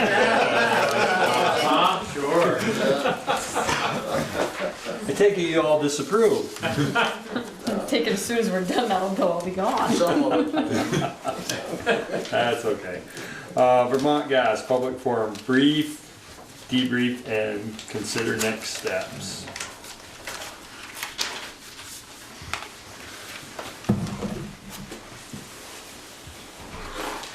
I'm still debriefing. You're still debriefing? So included in the select board's packet was a copy of the sign-in sheet, which didn't really capture everybody that was there, but it gives the select board some sense of who was there. And also a copy of Heather Lee's email with her notes and observations about the draft agreement. I included a copy of the draft agreement just for convenience and reference, but it was not the intent to discuss the agreement tonight, but just to continue to get feedback and get a sense from the select board about where to go from here. And I did not include Peter in the special meeting notes, because you were missed the February 5th meeting. So I copied it over, just so you know. And then I also added people, I typed out people that were there. Oh, And I if they see. weren't in sign, Oh, I then didn't copied them. look at that. I haven't looked at those. I realized so- it Yeah. today.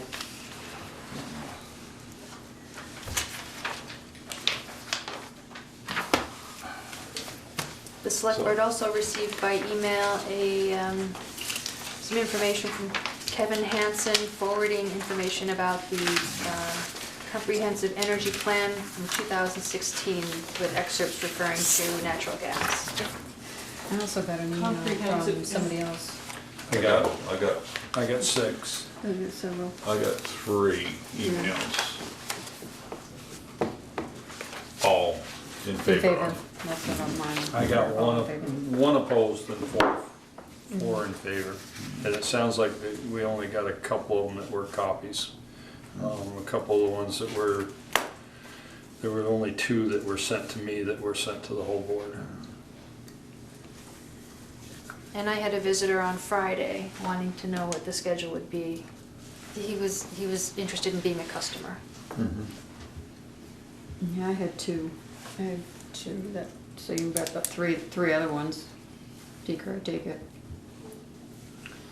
I got 3 that I thought went to the entire board, everybody on the board.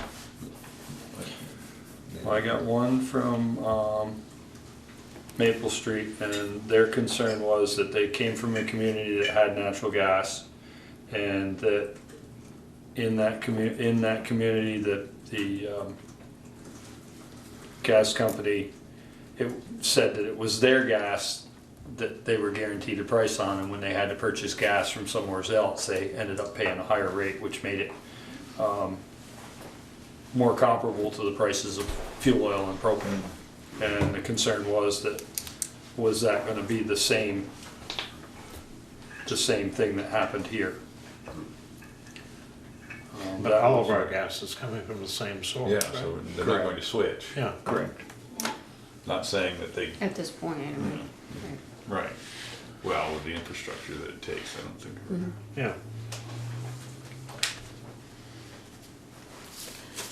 So there was that, and then I had, let's see if I can get back.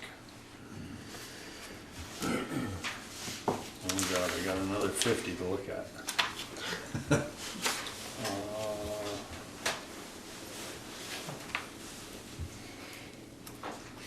I got somebody from Mountain Street. From Hewitt Road, who would love to see it come down there. Yes. Jim Peabody's the one that we all got it from. Did you get this one? Yeah. Adam, yes. And Adam. Adam, yeah, I got Adams, Adams, Jim's, and I thought there was one other one. Kevin's. Kevin's, yeah, so that was the 3 that we all got. Oh, I didn't get that I one. just really don't know. Oh, And then I got 3 more from, the one from Maple Street, and one from Hewitt Road, and another one I'm not sure exactly where he lives, in favor. Okay. so what are you looking for now? Well, just our next steps and how we're gonna proceed. Bob Donna's had his hand up. I'm not looking out there. Go ahead, Bob, I'm not ignoring you, I'm sorry. I was just trying to fiddle through my emails. I understand. I'm a little confused on the price that Vermont Gas quotes for natural gas. I mean, they have a price that they use to compare it to other fuels in terms of dollars per million BTU. But does that include their efficiency charge? And does that include the daily access fee charge that you don't pay for oil, for example? And you know, what's the true price? I wonder if we could ask Vermont Gas Systems. How much it is per unit or per delivered unit. And there's also, if you are going to convert, then there's a lease payment on the conversion plan.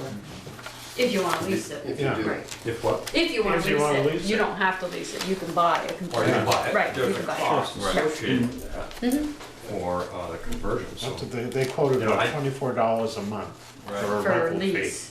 okay. Yeah. Now, how does that translate to for a true comparison to oil or to propane or something else? There's all these pieces of pricing that they have there in their proposal, but I don't think they're using that in all of those components in their comparison chart. in their price per. Per million BTU, yeah.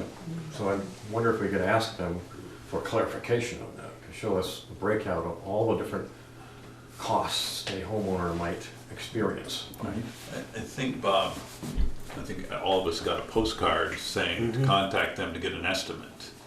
And that would be something, even if you have no intention of ever doing it, to get those questions answered. And then you can ask them point blank, for me, in my situation, how much is this going to cost me per month? And Give me a breakdown. And I think Right. all of us should do that, because. Well, I would just, Yeah. I'm suggesting that we do it so that we have the answer for everybody in the town, Yeah. not just individually.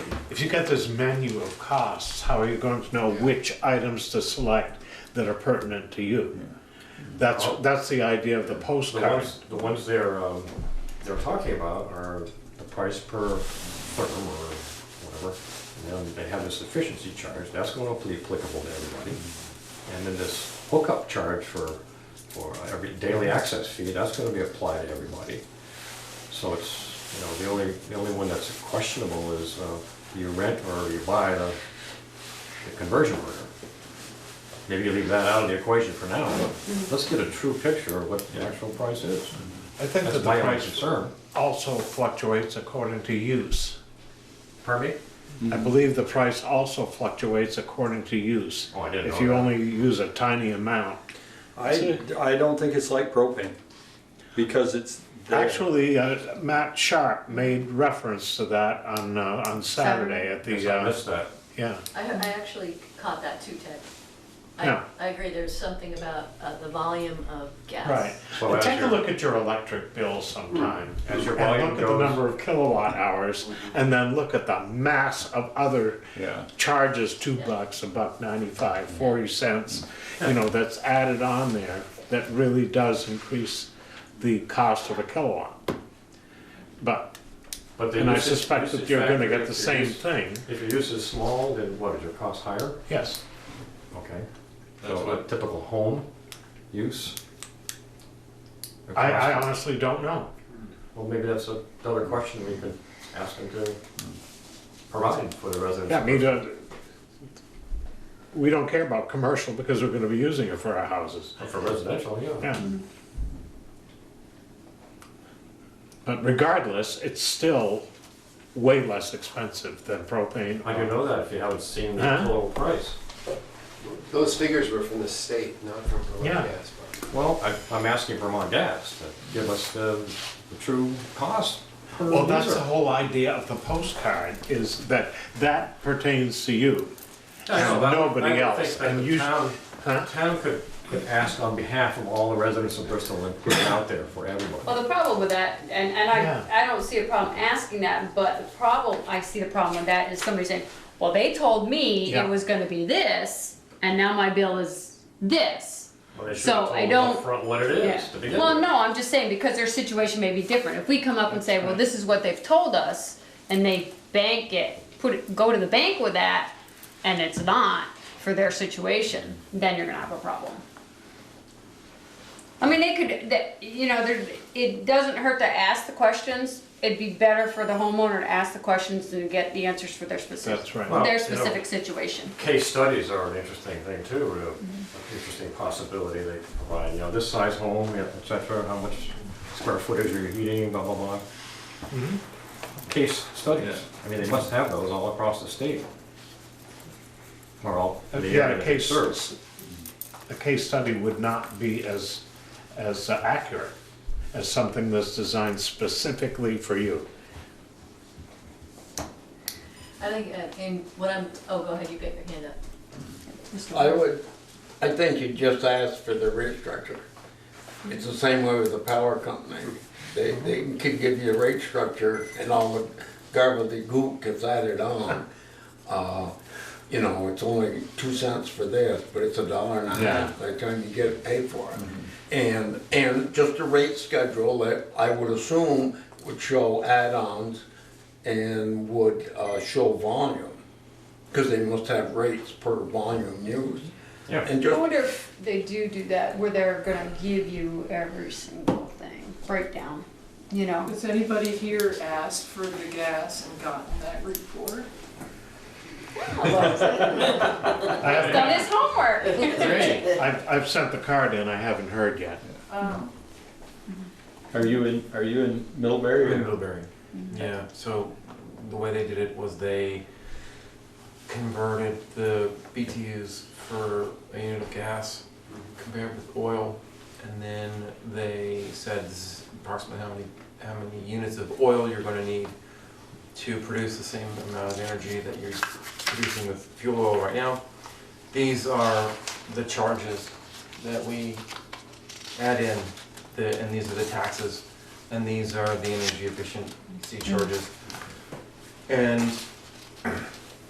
pointedly left out the $24, $25 a month Lease. lease. The first 6 months of that apparently in Middlebury at the moment is waived. Till? 6 months, just 6 months, to give the prospective customer a chance to decide whether to continue leasing or to purchase the boiler, the burner unit.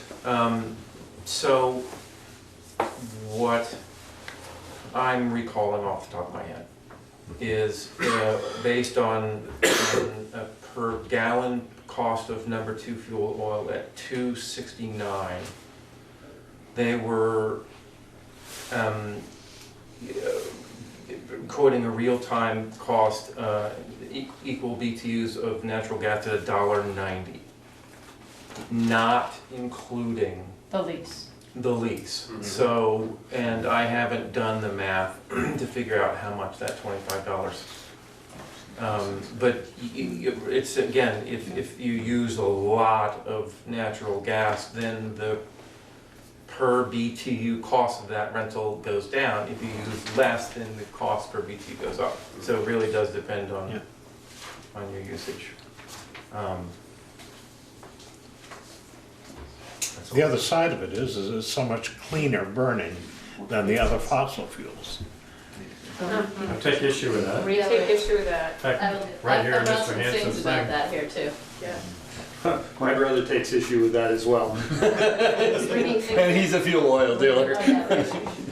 Right here in Mr. Hanson's letter that he sent us, it says that methane has a global warming potential of 28 times more powerful than carbon dioxide over a 100-year period and 84 times more powerful over a 20-year period.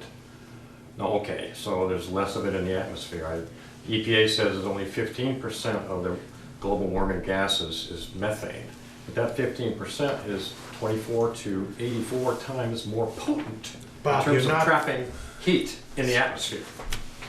You're not releasing methane to the air, you're burning it. No, but you're releasing methane all along the system. All the whole maybe. system. Extraction. Can I just There are, put there them are on some here, 'cause these careless are a lot. extractions going This is on. one for you, Ted. These are just give all this information in here. If we're not releasing it, then why is there 15% in the atmosphere? There's one for Joel too. It's coming from somewhere else. Oh, we're not. You're burning methane. You're turning it into, methane is the smallest of the alkanes. It's C4, CH4, right? C stands When for it carbon, burns, right? it makes carbon dioxide and water. It does not release methane to the air. Right. That just. Well, how did that methane get up there then? It came from somewhere else. Oh, okay, so Cow poop. us using it won't contribute to that? Is that what you're saying? If we're burning it, we're not releasing Will methane. us banding more of this natural gas methane, will that increase it in the atmosphere? There are careless fracking operations. The answer is yes. There are. The answer is yes, thank you. But you have to look at the scale. Yeah, 15% times 28 to 84 times the impact on global warming. I'm looking at the scale. Cow poop releases methane. Yep, you're right. Right. How do you know the methane isn't coming all from cow poop? How do you? Huh? I don't. Why don't you? I don't, but I It comes from suspect it. somewhere. You can't blame one for all of it versus the other. There's a lot of Honestly. sources out there. Yeah, there so sure let's is. just- Absolutely. Let's move on. Yeah, great. Yeah. Our landfills are releasing it. We have vents in those that vent right into the air. You know, we have 2 in town that are doing that. Yep. Okay, just a question, Sally, as I Yeah. quickly look this over, it looks to me like this is not based on natural gas being burned as Right, a heating exactly. source. This is just Exactly. natural Right. gas Yeah. leaking into the Extraction. atmosphere through leaks, pipe leaks. It's through the Right. extraction process. Right. In order for us to burn it, it Yeah. has to be extracted from the earth, and that's where it gets lost to the atmosphere. Mhm. And then it goes along the pipes, and more is lost to the atmosphere. So during the process of us using gas, all that extraction caused contamination. A lot more than happens at the burn tip. Hardly anything happens at the burn tip, and that's what everyone is talking about because that makes it look really good and clean. But it's really not clean on the whole life cycle of getting it. You know, if we weren't using methane, all that methane wouldn't go up there. But it does because we have to extract it to burn it. So it's part of part of the climate change, pollution, whatever you want. Do you have your hand up, or are you just stretching? No. Boy, this is tough. If the concerns are with the source, obviously no one's going to argue that it's terrific. I can't imagine you'll try to defend that either. You know, but if the issue is what's going to happen here in this town, and what does it mean for people who are burning one thing that are converting to another or something, it's really different issues. So I used to think that being a single parent was the toughest job in the world. I imagine right now you guys are about getting close to that with a contentious issue, because there's no answer that's easy on this. Right. We're burning fuel oil right now. Boy, that's just terrible. And so my concerns are right now what just got publicized about Vermont Gas, where they got fined $25,000 for improper drilling techniques. And they did a great dog and pony show last time, and it just sounded like they were God's gift to Vermont. But this is a Canadian company right now, not a Vermont company, even though it's Vermont Gas, that's the name on it. And they have been fined $150,000 by the state, and the state admits that they haven't found everything. So I'm actually hoping that the gas comes to town, because I think for residents of this town it will probably be a good thing. I also think it's terrible for our environment what is happening at the sources. But I'm sort of in personally weighing these different things. But I am really concerned that people will not be able, people being the community or even the state, be able to hold Vermont Gas accountable or their feet to the fire, because the state's already struggling with that. And if I read correctly the article, the latest infraction that they had, they self-reported, which I've got to be a little suspicious of, like, let's give them this so they don't look there and see that. So I actually have very little trust in the company as a corporation taking care of our community. And I don't envy your responsibility in that area, but I would hope that our memorandum of understanding really can hold them accountable in ways that go beyond what has been done so far. And I don't have answers for how you'll do that. And you know, last time it was this perfect corporation, the way they were presenting themselves, and then right after that, those articles came out about they just got fined for improper doing what they said they would do. So those are my concerns. I hope it comes, but I hope it comes with lots of caveats and lots of precautions for everybody around.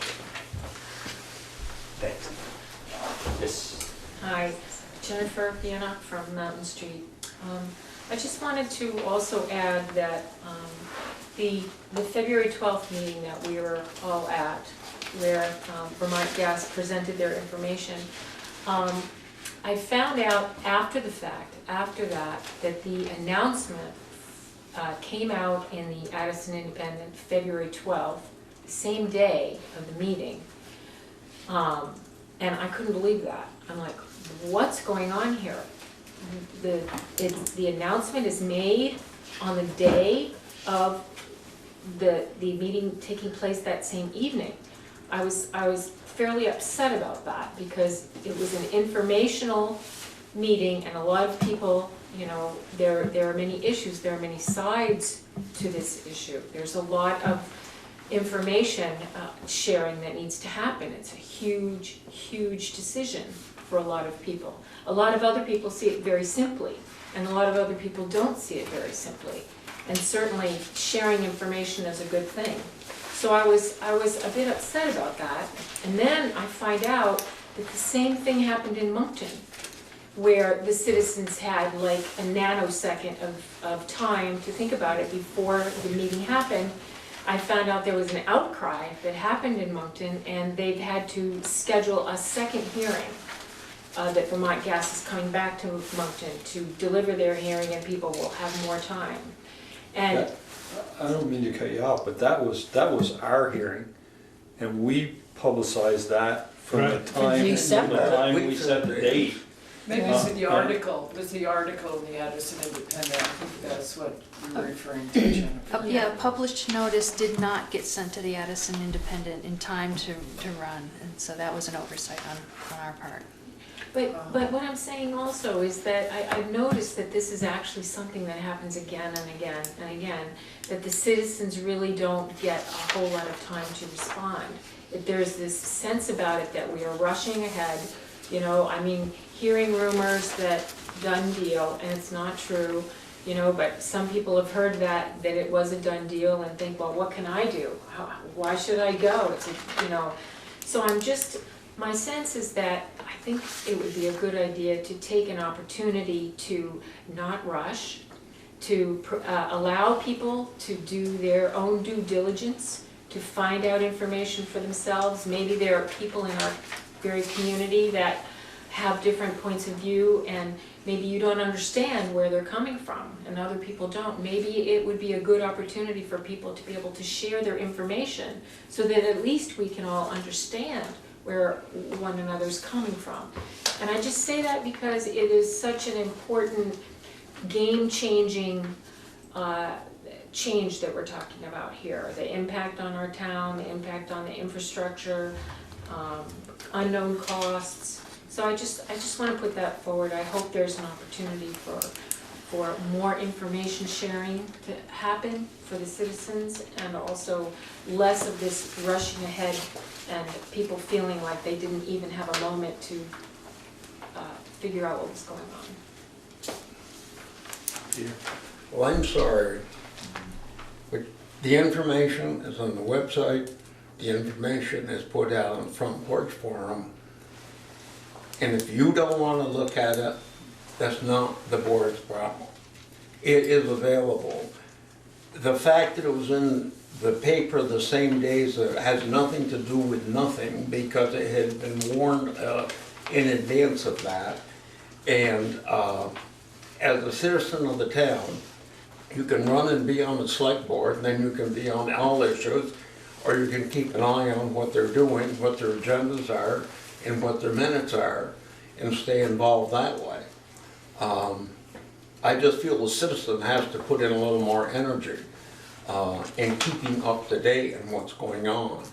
The only way to do this is, what was it, the Roman Senate, where we'll put a big coliseum up on the park, and each day we'll all gather and everybody will have a complete democracy where we debate everything and everybody votes on everything. That's not practical in today's world, I don't think. And so I just encourage people to look these things up, because the select board spend a lot of time.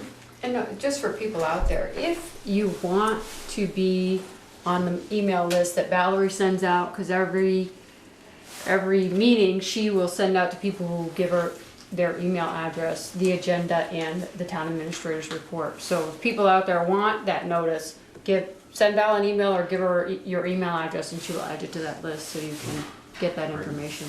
I appreciate what the gentleman said over here. I do agree on one of his points that we certainly do need to have the opportunity to gather our information. The kind of information that I'm talking about, though, is information from the different views that are out there, the different kinds of information that are out there. Vermont Gas has one very particular view, and what could be said as like a dog and pony show, or however you choose to categorize, explain it. But there are other points of view out there that I think it would be wise for people to know about. That's what I'm talking about. It's not necessarily what the board is putting forward.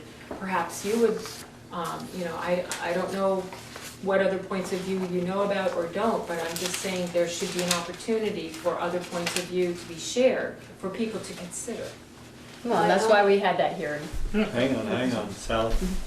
Yeah, I wanted to go on with both of what you each said about information, more information, and not put it on you to do that, but for you to be, I guess, willing to let that happen, and maybe let some of us use Holly Hall without having to pay for it to help the community come together on this. It seems like the hall would be great to, you know, the forum was good for Vermont Gas.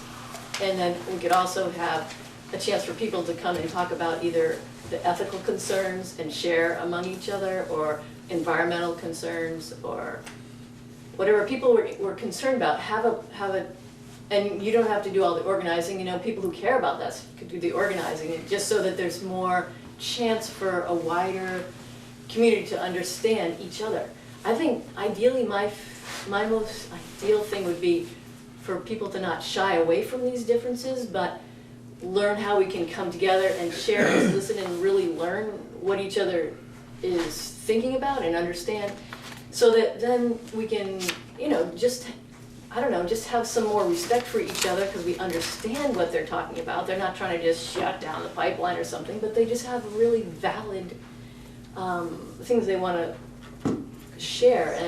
And it's not just like 12 people, like Kevin said. There is, I mean, we quickly got 168 signatures on that petition that resolution we put around, because people care about this stuff. There are a lot of people out there who care about this. So I feel like it would be great to have some more like forum or events or community things that weren't a stress for you guys to do, but we could help make those happen. And we did, Matt Sharp did a beautiful presentation on efficiency and heating options, and it was so helpful for the people who were there. More of that kind of thing, so that we can focus on what people want, which is lowering their costs, but having a variety of choices. So, so then people could choose, like, and whatever. Enough said.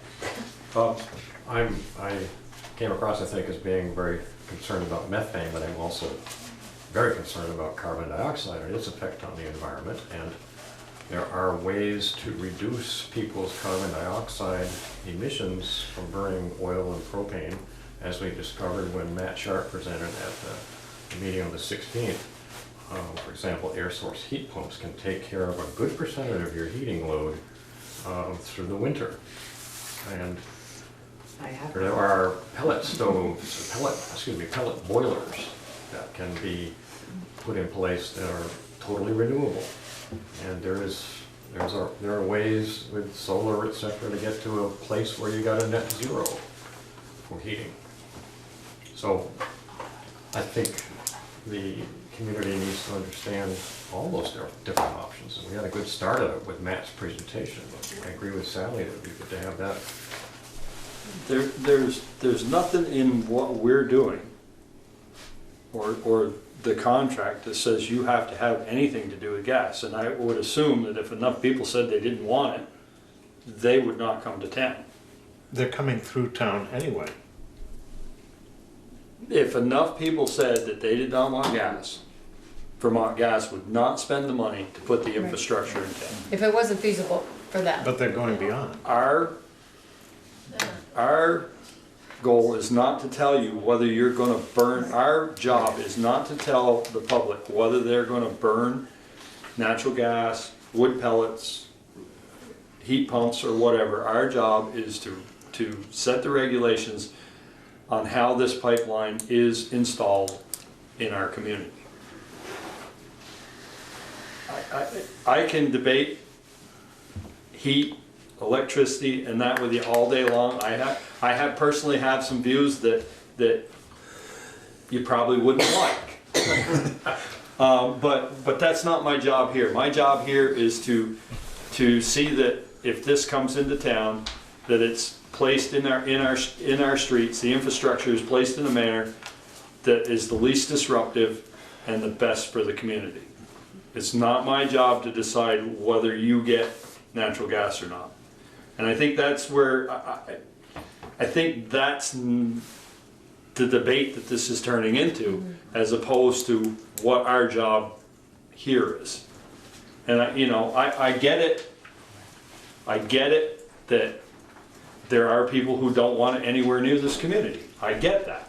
There's a lot of things out there that are bad for our environment that we are sold a bill of goods on, that we get, that we have no idea.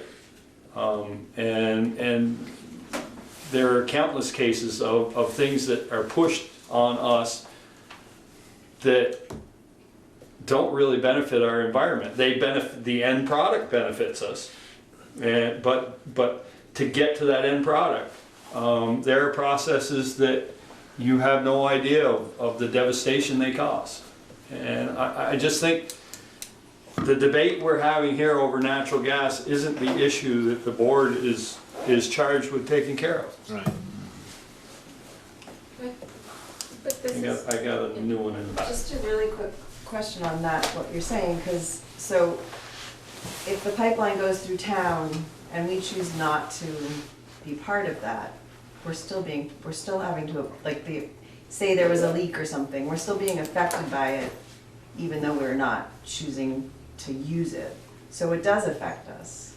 Well, that's no different than a fuel oil truck coming through town and it blows up out in front of your house, even though you may not have fuel oil. I don't think it's very nice to cut her down in her question. No, I She's wasn't just cutting her giving down, I was perspective. just saying, it's no different though, being affecting you. Okay. You know, natural gas is gonna affect everybody where the lines are if something happens. But I guess my point is that I feel like there is a reason for us to have conversation around it and have a say, whether we're choosing to use it or not.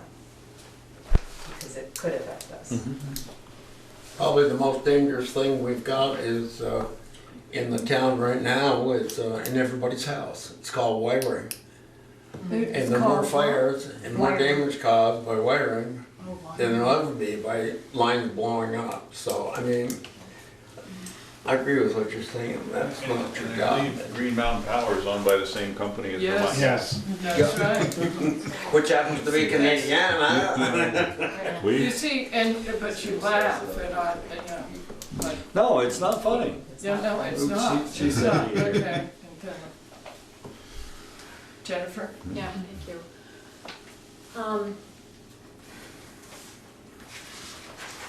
Well, I'm thinking that, you know, the information, we're coming together to share our opinions about a multi-sided topic. And I think, you know, that people want to be heard, we want to be understood, no matter what point of view you have.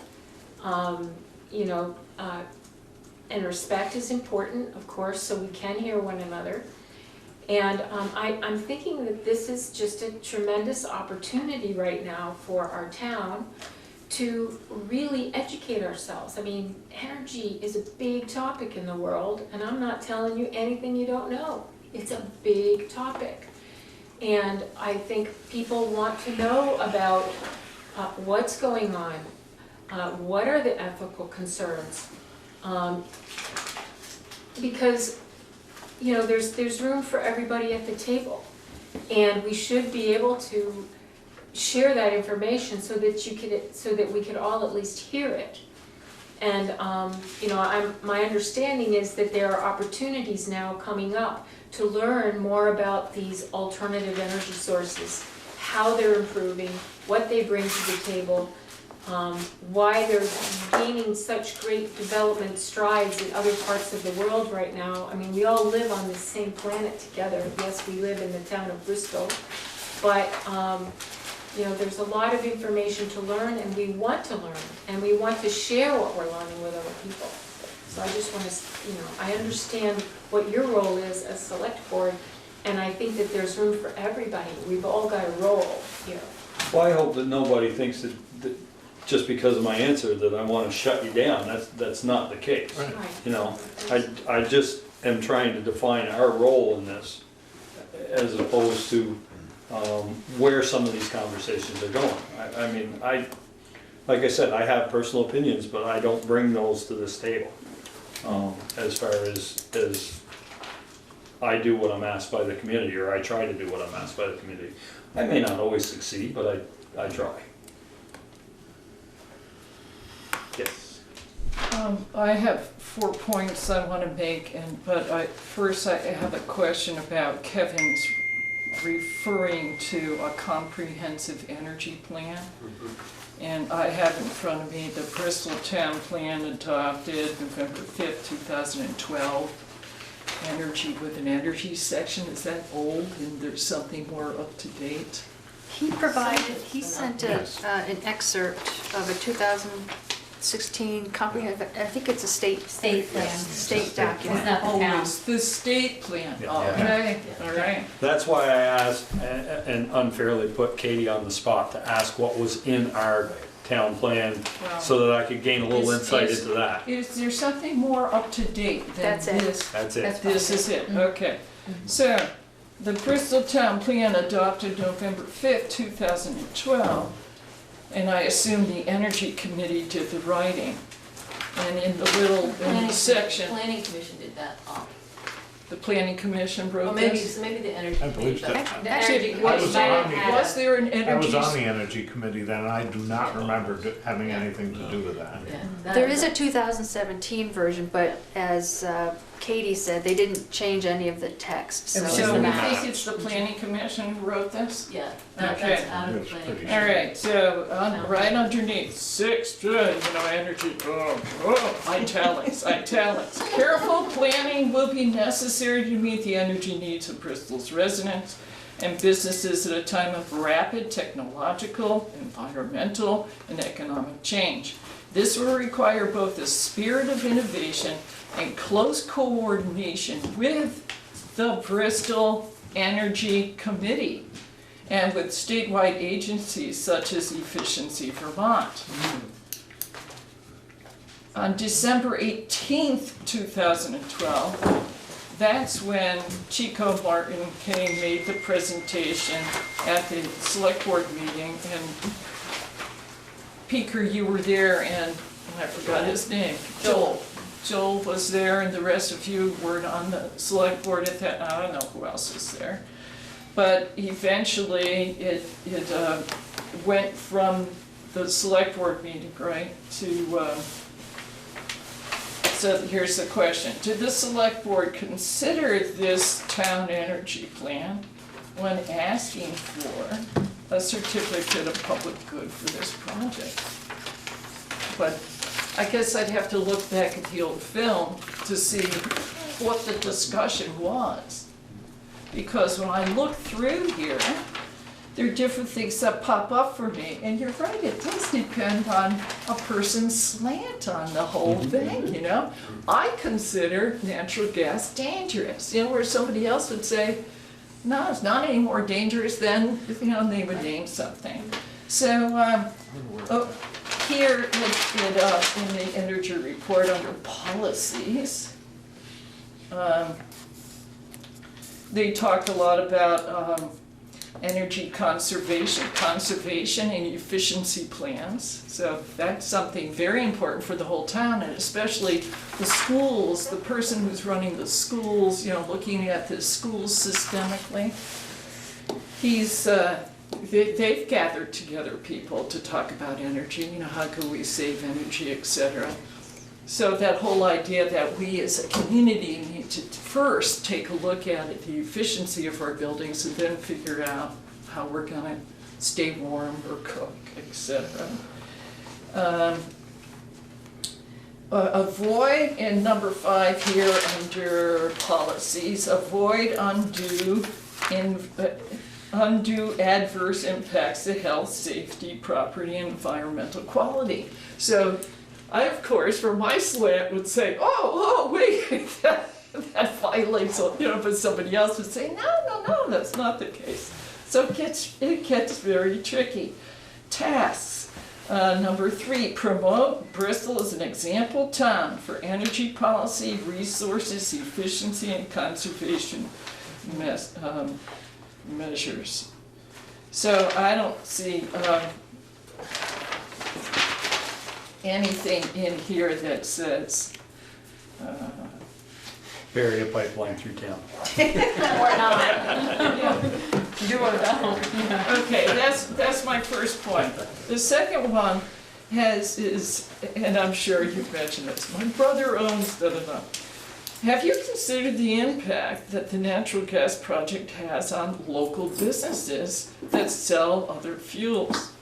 And that Vermont Gas, yes, is owned by Gas Metro, and our electric company, Green Mountain Power, is also owned by Gas Metro.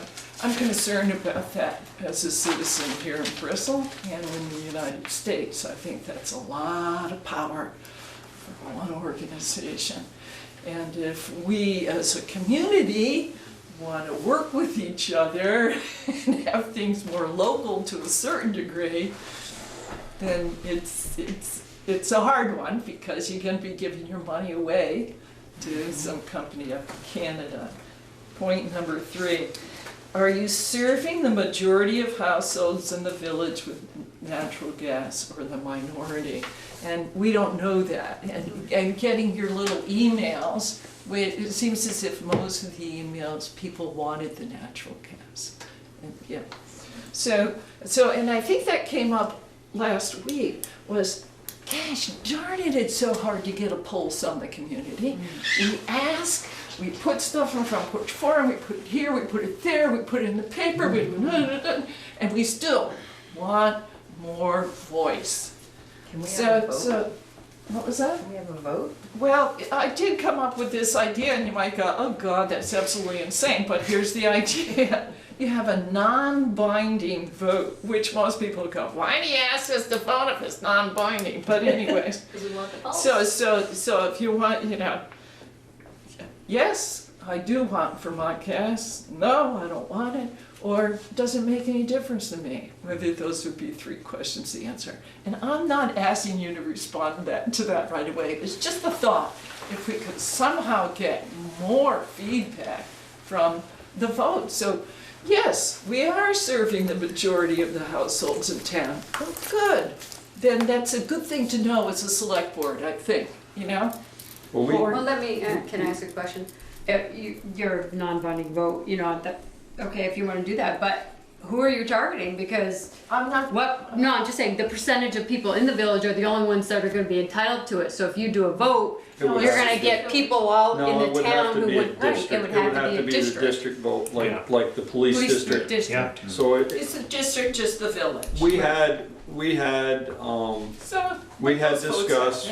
discussed the option of putting it out as a vote. The problem is we passed the deadline to warn it. I don't know what the rules are as far as a non-binding, if we had a separate ballot box and a piece of paper that we gave to the district residents. Could be At like town the meeting? Doyle survey. At when they vote. So that the people who got a police district, basically, the service is gonna be given to the people in the police district. So the people who got a police district ballot would also that get extra. the, I don't know how the rest of the board feels about it. I wouldn't have a problem with that. I don't have a problem with that, but If it's again, you're dealing with only those people who come to vote. Exactly. You're not getting a true It's a pulse tiny of society. percentage of the residents.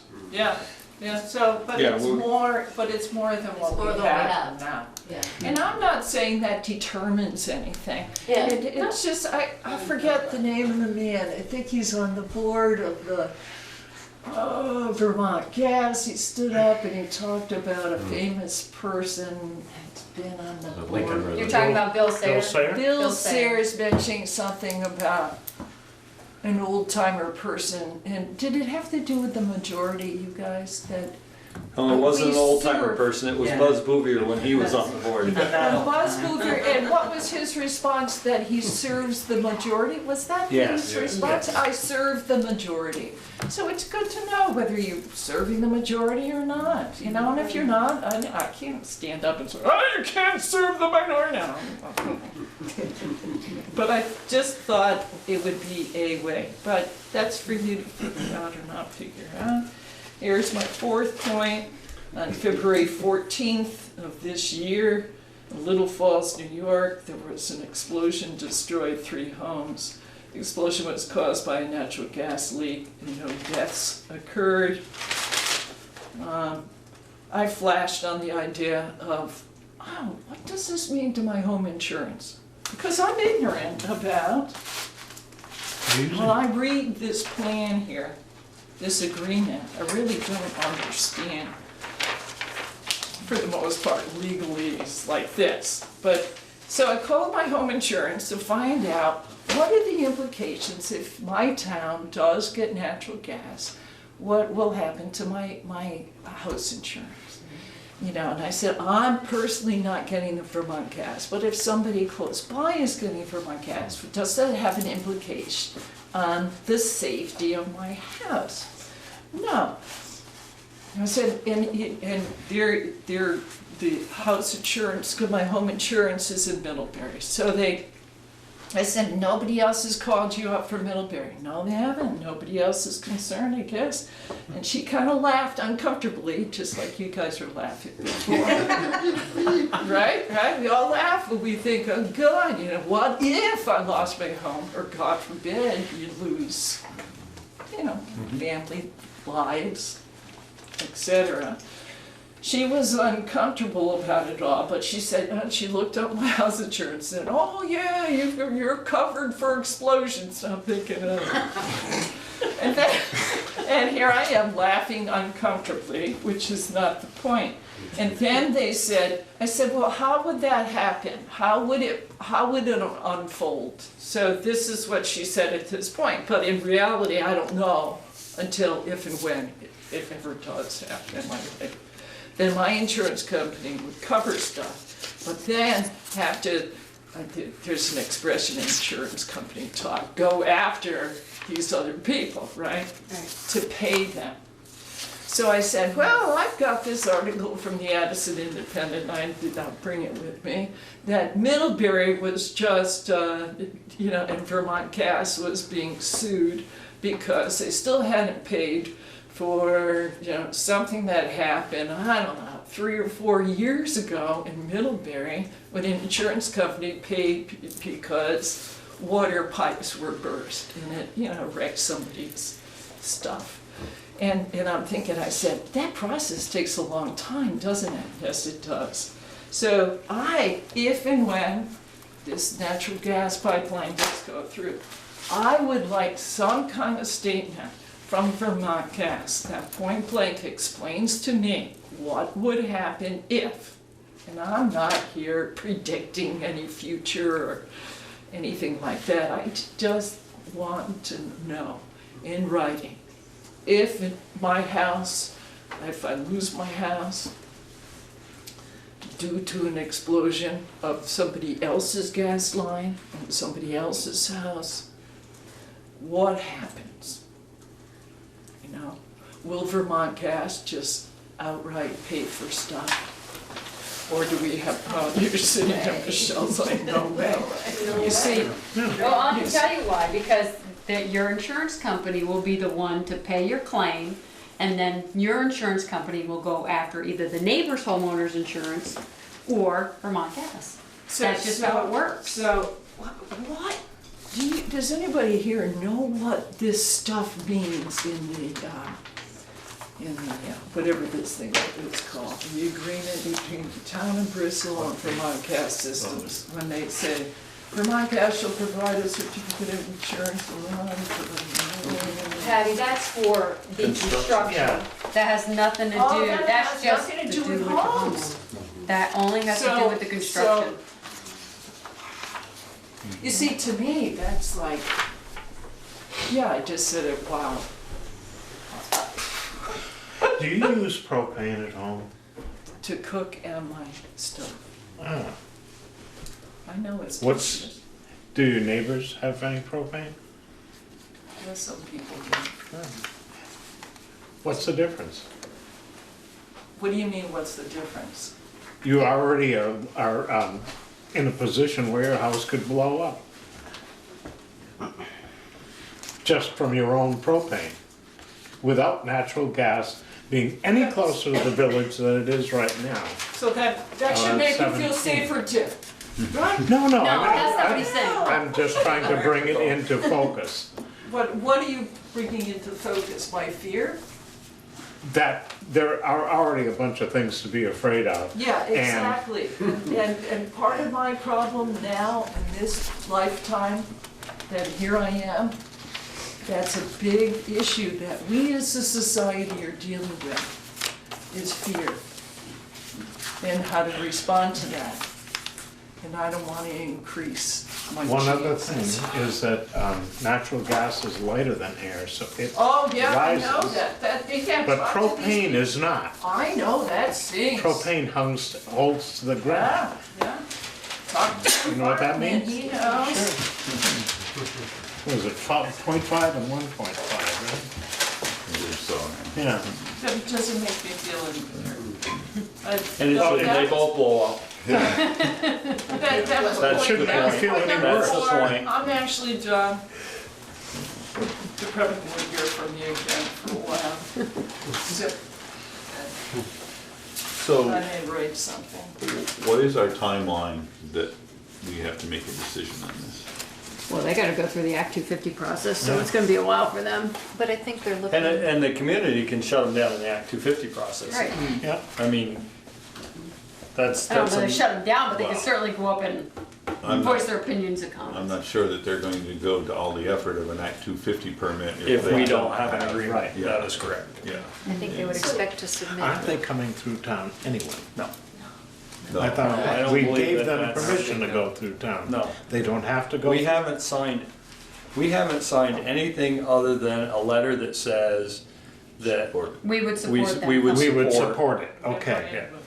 And in the comment that I made at the forum last week, that it was my understanding that they didn't need town permission, that was my misunderstanding. Well, and Karen corrected us that Right, night. She right, said, so no, I- that's not true. Right, so. What is the sequence of the Act 250 and the signing of the agreement, the MOU that you guys are doing? Is it one has to happen after the other? Or? I don't, well, like, it's like Michelle just said, I don't believe if they don't have a memorandum of understanding to bury pipes in our right of ways, they're not gonna apply for an Act 250 permit. They That don't would want be a us, so waste. why would they spend the That would be money? a big waste of their money. So this thing that's called the license agreement, is that quote unquote the MOU? Right, Yes. that's, we call that a memo of understanding, they're calling it a license agreement. Yeah. Okay, License I just wanna get on the same wavelength as. So what's the consensus on the board as far as doing a non-binding vote town meeting that we would have to hand count ourselves in a separate box? Can we, first of all, can we legally do it? I don't know that we can, but I'll check. I mean, you could just put it out on the front desk, But like we the can't. Doyle But survey. we can't, But that's, Why not? because then how are we gonna? if Well, you'd you- ask them for their name and address, you'll know whether they're a resident, a district resident or not, or just put on for Yeah, district but if you resident put only. your name and address on it, then you're not necessarily, may not vote the way that you. Well, then maybe you just put a sign on it that says for district, police district residents only. Well, I don't know, I'm in the police district. I You mean, pay, well, you look at your tax bill and that'll tell you. Right, Police you're paying the district. police Right. district taxes, Yeah, you are in the police district. yes, we are. anybody in the old What about village. doing it online? I don't think, No, it's not, there's not a lot I'm of people that get I'm on. not in That's favor of fine. that. I don't think we can control it appropriately. And we get 30 to 35% of our residents that come in and If you're vote. lucky. Which is more than Yeah. town meeting. Which No, it's but still we're not talking going about to town meeting. give us what you're asking for. And I understand why you're asking for it. That makes total sense to me, but I just don't feel we're going to get it. How can we get a better one than that? Sally, if you had that answer, we. The only way you're gonna do that is somebody to go door to door. Door to door. But you have to go door to door to everybody in, Yeah. But they need to be home. as Mr. Ryan said so well last week, a lot of people just give you the answer that they think you want to get you off their porch. And I'm not even sold that that's a good way to do it. I signed a petition there a month ago. I didn't read it all. Well, boy, did I see what the last section of it was. I'll be voting no at town meeting, I can tell you. But it just surprised me. I said, okay, nice lady, I signed the petition. First paragraph looked good. I'm completely opposed to the last section. And, No wonder you made the comment. but we got it done. you gotta, hang on guys, to get, It might be a good idea just to announce that you're looking to hear input and get a sort of what at town meeting, just to get the Oh, word for out the and vote, you say mean for the next day? Yeah. At town meeting, make the announcement? just that you're looking to start doing this and you're looking for ideas, or you're looking to eventually do a non-binding vote. Well, we did that at the meeting the other night too. It said, send us an email. All our That's email what we addresses are out there. Yeah. You know, give us your opinion. Yeah, and I got 3. I got 6, and 3 of them, And three of them were all the same. Yeah. You know, it's not like we got 3 different ones. I have had people speak to me, but not just because we're having a conversation, that nobody made a special point to get in touch with me regarding this. Do you know how other towns have handled that? Because it seems like the default is that Vermont Gas comes to the town and says, we'd like to do this, and then... Well, it's funny you should ask, because we have a Middlebury resident in the audience who may be able to share that with us. I think it was probably the same way. Yeah. You know, they decided they were. I mean, my sense as a Middlebury resident was that there was a significant amount of organized, outspoken opposition to the pipeline. I did not participate in any of the debates, but you know, anyone who reads the Addison Independent will quickly recognize sort of, you know, my boss's stance on the matter. So, I mean, you know, there are people in Middlebury who would say, I think, that that process suffered from some of the same flaws that this one is, but I don't know that anyone has a solution for it. And even after it gets installed, people are they're upset about it, you know. Who's the they? People who opposed the pipeline, the Okay. introduction of the pipeline, the way the pipeline was installed, the way the pipeline came from other towns, you know. Yeah. I think most of those people had different perspectives and weren't being listened to, and that's why they were doing that. You know, I think speaking up is not because they necessarily, they just didn't have a voice very much. In Middlebury? Yeah. I don't know. It was never my sense that they didn't. Okay. But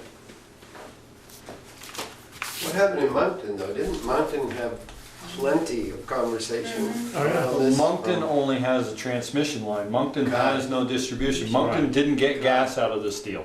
I got it. So that whole thing about in Moncton was all about the line running through. That's correct. Yeah, and Wow. very high pressure, yeah. But I think didn't they put a thing in, that's what these hearings now are, is because people said, well, if you're gonna put this in, we want distribution, and that's what they're working with right now. They're trying to make that decision, and it seemed like it was going in that direction. So I think it's still a big thing, I think. I don't know exactly what's happening, but that's the idea, was maybe distribution was gonna come to them now, because that was a deal. If you do this high pressure thing, we want distribution. Some people said, other people said, no, you know, it's all that kind of stuff. So I don't think that got us any further in No. where we were. Out of towns communicate. Right, because it could be as a thing that you actually vote on if you did it in time and you could get a low turnout, and then, so how do you then make the decision? Right. You've asked for public input and 6 people said, yeah, we'd love to have that, and you're like, okay. Yep, 6 said we'd love to have it, 3 said we don't. And, Right, exactly. Or So- vice versa, and Yeah, right. Yeah. we don't have a true cross-section of the Right. community. And we are in the buzz movie mode, Yeah. where we're approving something because the majority said they wanted it. So if I can convince enough people to send you emails, then. You see, that? Like, it's like, Would that make a difference? then it turns No. into that sort of, division thing. Oh. Yeah. No, it's a division thing anyway. I mean, Yeah. I mean, no matter what our decision is, not everybody's gonna be happy. No. It doesn't matter. We're not gonna make everybody happy. We just have to kind of say, okay, what's the best solution for the Yeah. most people? Yeah, and for me, even though I don't want this thing to happen, but if it does happen, I want things spelled out very, very well. And yeah. I just, if I- You're next. okay. So if we did the non-binding vote, and it happened at what, town meeting? That's, Or the and next- voting Voting the next day. Yeah. I mean, isn't there a way to do, like, to just inform the public that this is going to be on the ballot and, Well, that's just, I mean, just to, I don't know. talk to Ian about informing the public here. He's been after us to inform the public. He's got a group of people that he works with on just the main street, and they could not get their permits in time to get permits for Pocock Rocks. You know, so when, and I'm sure that he is very good about communicating to those people that this needed to be done. I don't think that that's the case. I think the case is that they just didn't do it. And that's the problem we run into. I totally agree. You know, if you're passionate about something, you should show up and voice your opinion. That's why you're here tonight.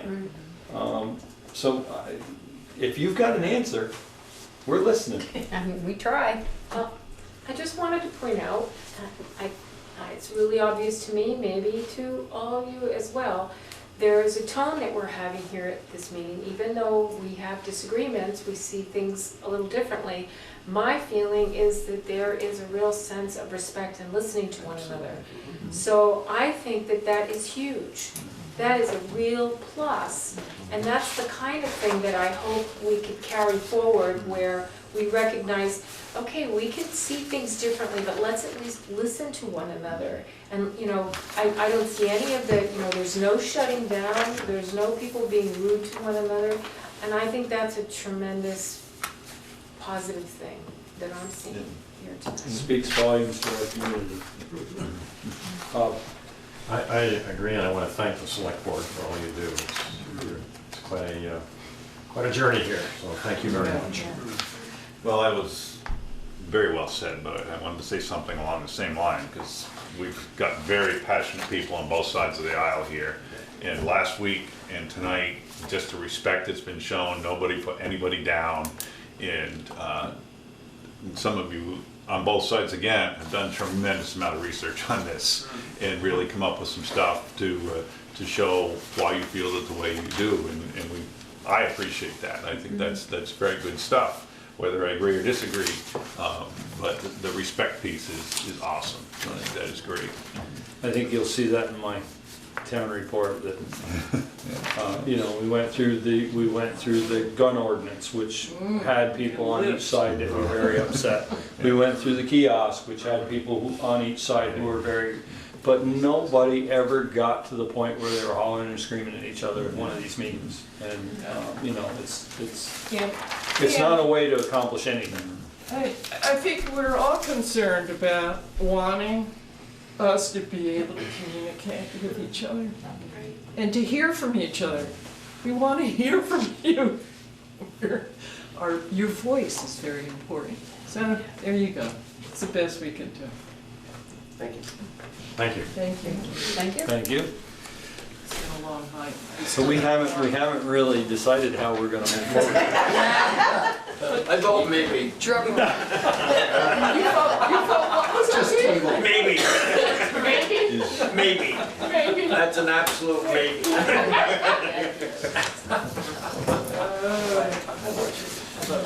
Well, at some point, we need to, the board, say yea or nay. And So if we want more input, how do we get that? what more input can we get? Like I said, these people have done some tremendous work and really, really worked hard at what they do. And, Hang on a second. Hey, Peter. Somebody at the beginning of the meeting said something about conversations in the room. You've been talking back there. especially by 4. We're brainstorming on how to get the word out about the vote. I do believe that there's going to be some effort here in our town to get out some information on the different parts of this topic. And certainly what happened this weekend with Matt Sharp's presentation was so informative. So I think that I've heard rumblings that there are going to be other kinds of information presented as well. So just so you know, we're really planning on, well, not planning on, but seeing what can develop as far as informing one another of the different points of view. And however the select board might be able to support that. Because I think one of the things that is making this such a positive thing is that we're listening to one another. We're not having, there's respect.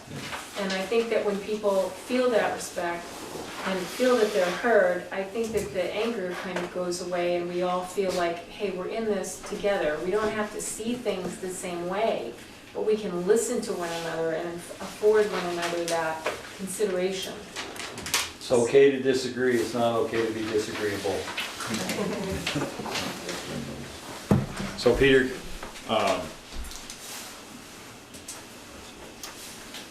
yeah, I mean, we can keep saying we've got more information. At some point, it's We gotta gotta stop go, and exactly. we've gotta say yay or nay. And we either pick a date to do that or do it tonight or whatever. And then I'll get prepared, we don't have the full board here tonight. Yeah. But We do, however, have a vote from the person who wasn't here. he did express his opinion in an email, yes. and that's not one of the emails we counted as No. ones we got. No. I mean, I don't know, I mean, I'm not in the district, so this is not gonna affect me personally, so You I'm trying own to. property in the district. I do not have a residence in the district, okay? But gas is gonna serve your property in the district. Serve somebody on that property. It may not be me. But, so, I'm trying to be neutral here, and I see both sides of it. I can understand. But as a board member, I have to look at how is this best going to affect the majority and give people another option for fuel, which may be cheaper and may not be cheaper. That's up to them to ultimately decide whether it's more for them.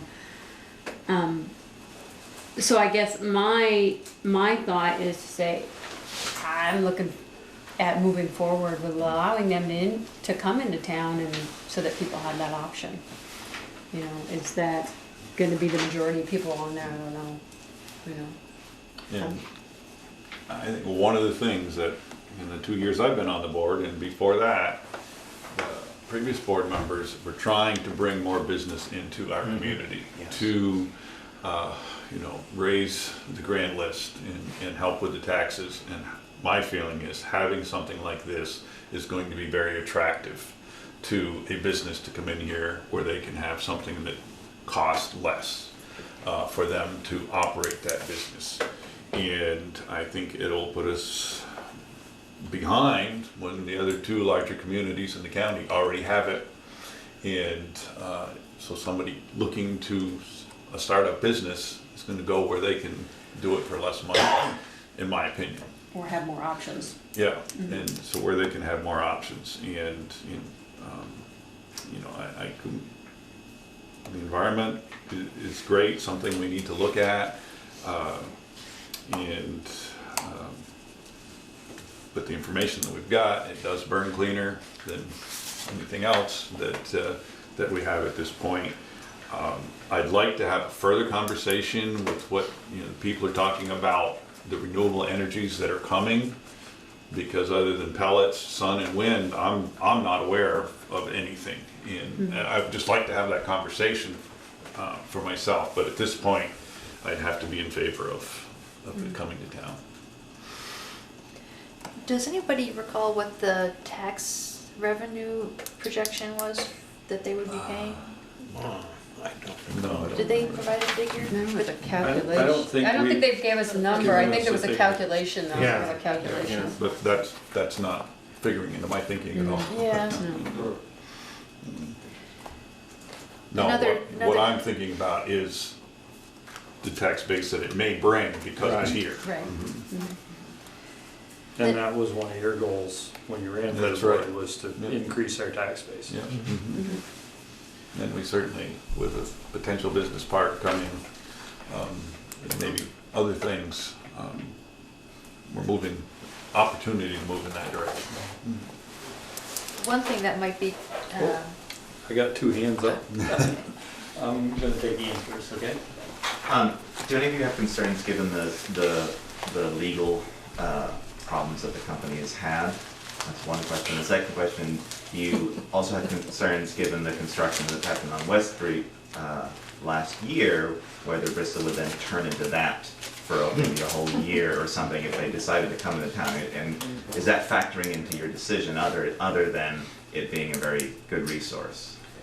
Yes, and I don't believe we can compare the company or the work that was done on West Street with, I mean, I traveled through Virgins, I traveled through Heinsberg when they were putting it in there, as you did, Patty. And did you even notice it? When you Did were I going notice? to and from school? Did I notice? Okay, that's but I didn't see a lot of disruption, and granted, that's just passing through. Yeah. And I Route could tell you- 17. Yeah. Route 17 Yeah. to New Haven Center. No, I did Hardly it. knew they were there.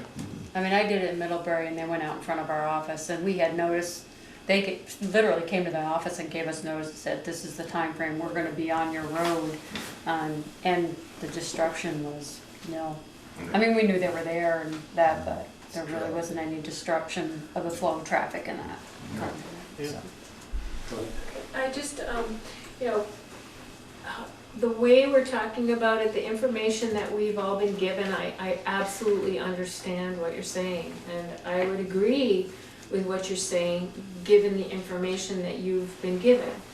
I have information that, that shows that Vermont Gas is not the upfront, these are the facts that you can trust. I've got this information that I want to share with the community about who we're dealing with and how they've dealt with citizens in the past. We've got this information.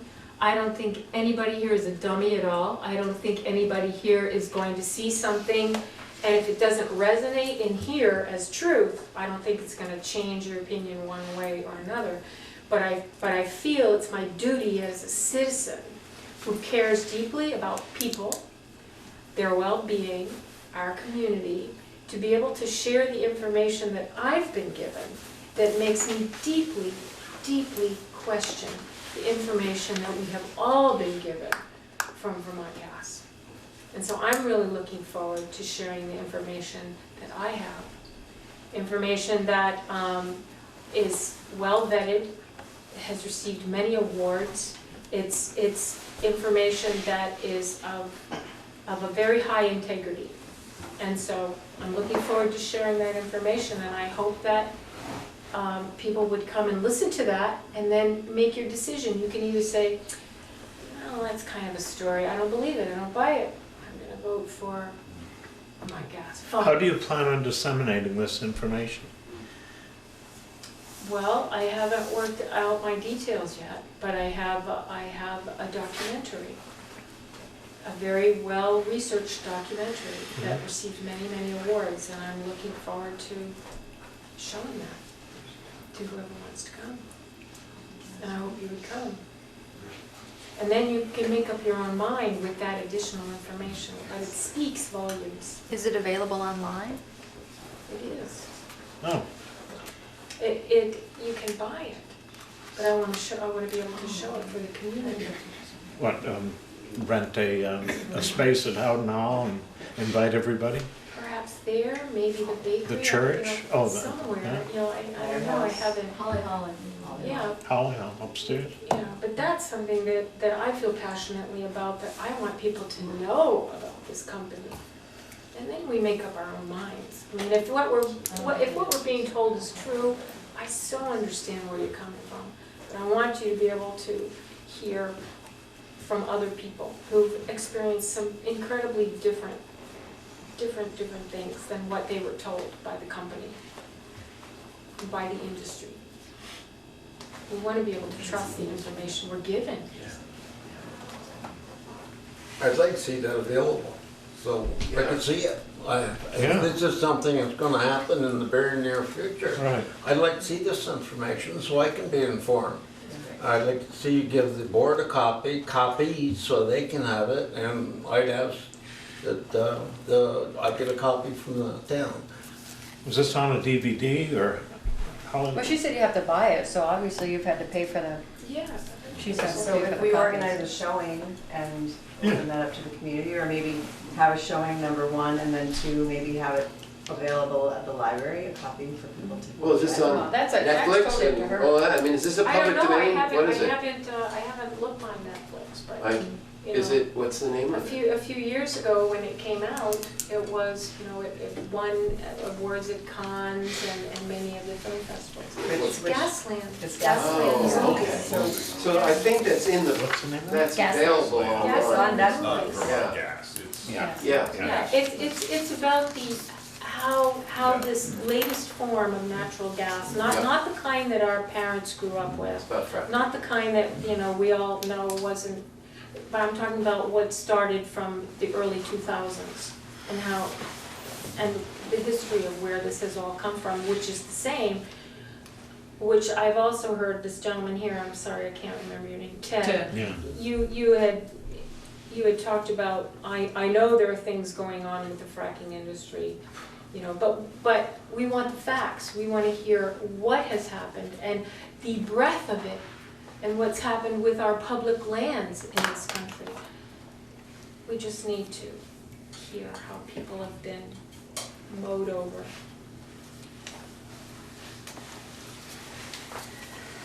So the next regular meeting after town meeting is March 19th. And on Friday, this past Friday, we did receive Vermont Gas's comments to the draft agreement. And my sense is that the select board could still, could proceed with going through the agreement. And we might find that there are some, I haven't seen their comments, what they've proposed, and we've got Patty's comments, and we've got our own comments from the December review. So there may still be a number of things that need to be worked through. Oh, absolutely. And maybe, and if there's an opportunity to incorporate a lot of these concerns into it, to increase the town's confidence in the agreement. But that still doesn't commit the town to finally signing it if not everybody's comfortable with it. So that's an option, is to proceed with going through all the comments and making the adjustments and. And there were couple of issues that were brought up a week ago. Now, I'm assuming somebody took notes on that. I didn't put that in And Vermont Gas was gonna address those as well. They heard comments. They said after that meeting that they would go back and go through the comments and revise the agreement. Thank you. But we haven't seen those revisions. Right. Is this the one that Vermont Gas adjusted? No, this is our December That's our 18th version. Oh, so my hand was over it. Yeah.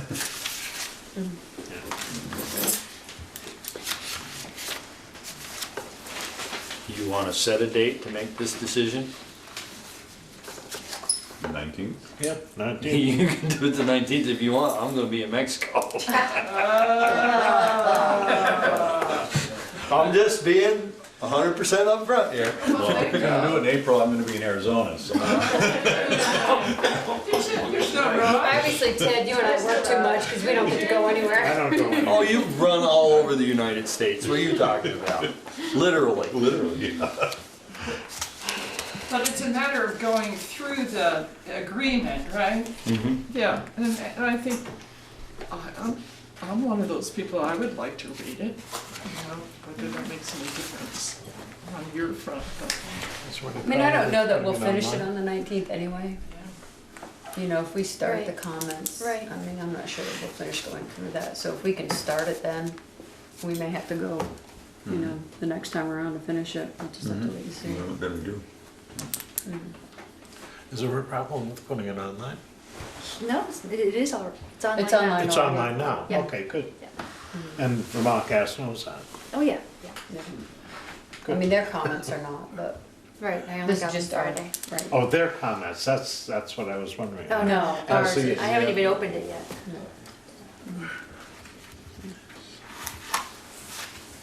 I say we'll start it on the 19th, we'll start going through the license agreement, we can work from there. I will be here on April 2nd. But not after that. Not after that. Okay, to be continued. Okay. Yes. If we went around with a petition through the police district and the majority was a no, how would that affect?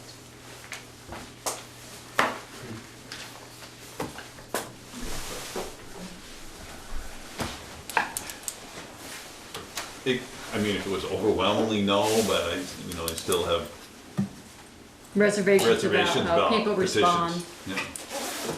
I mean, It was Also a very the- clearly written petition.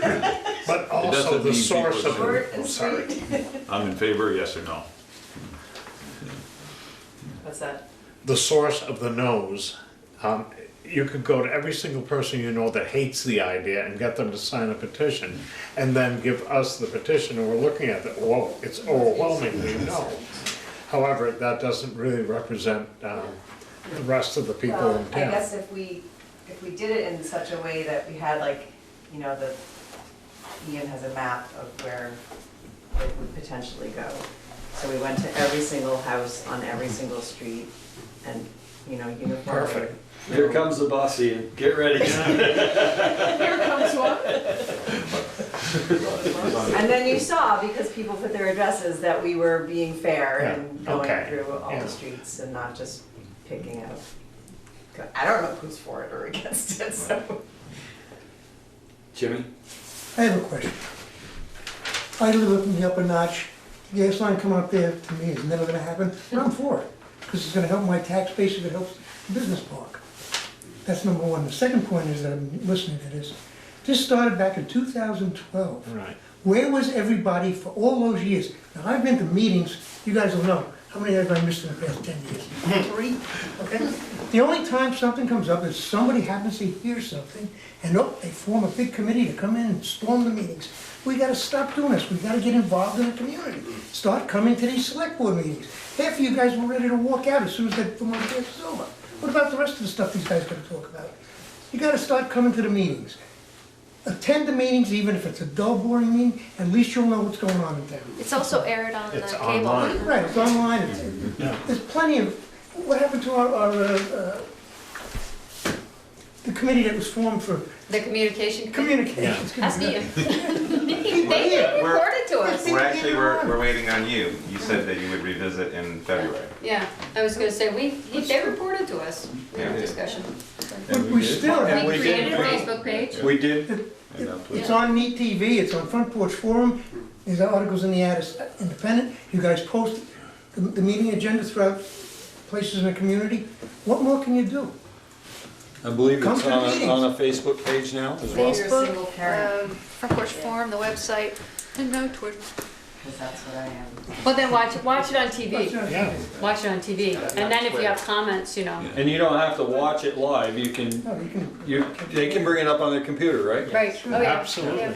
So you can bring it up on your computer and watch it whenever you want. If you're having trouble sleeping,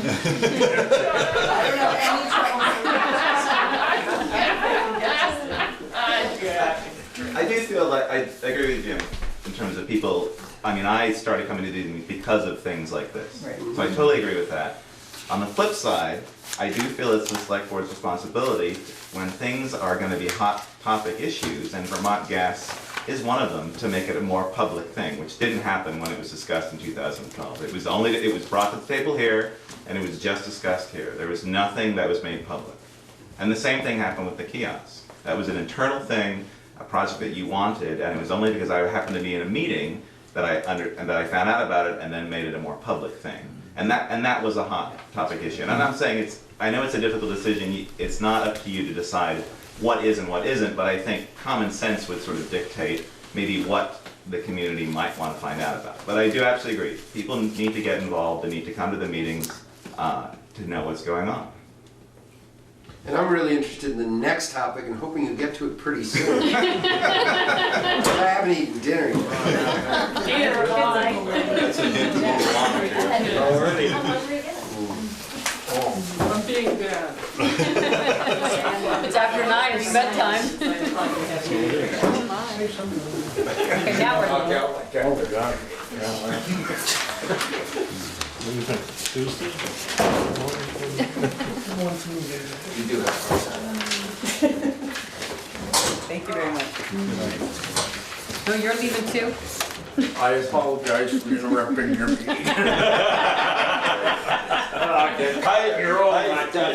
tell you, at least you know I'm paying attention, right? Okay, item number 4, approval of $1,250 lump sum agreement with Green Mountain Engineering for annual inspection and report of the core wastewater system. Water sewer? It is sewer water. Oh,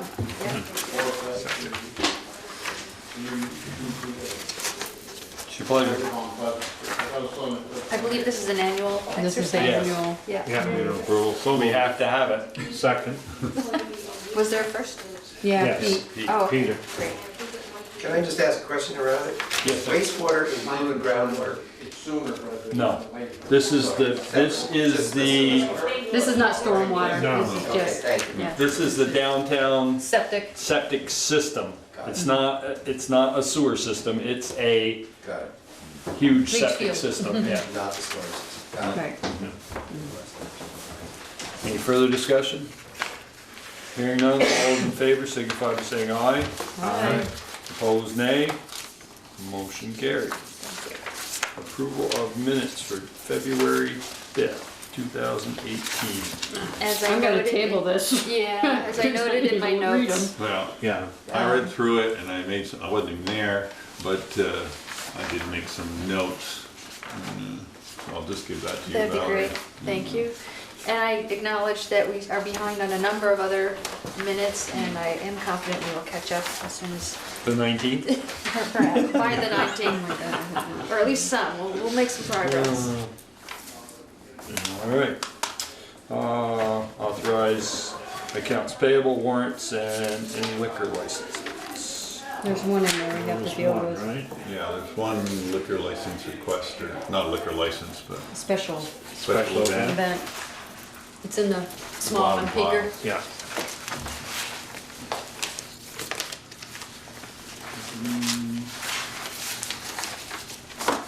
Not that first one, it's the second one.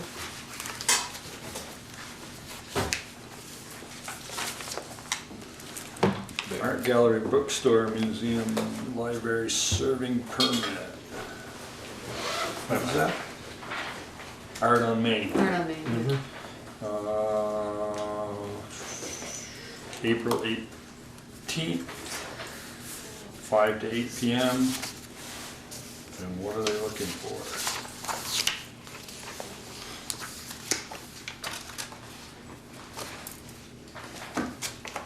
I never did see exactly what they were. It doesn't say anywhere. No. I don't see anywhere what they're looking to, what it's for. It's a museum, let's see.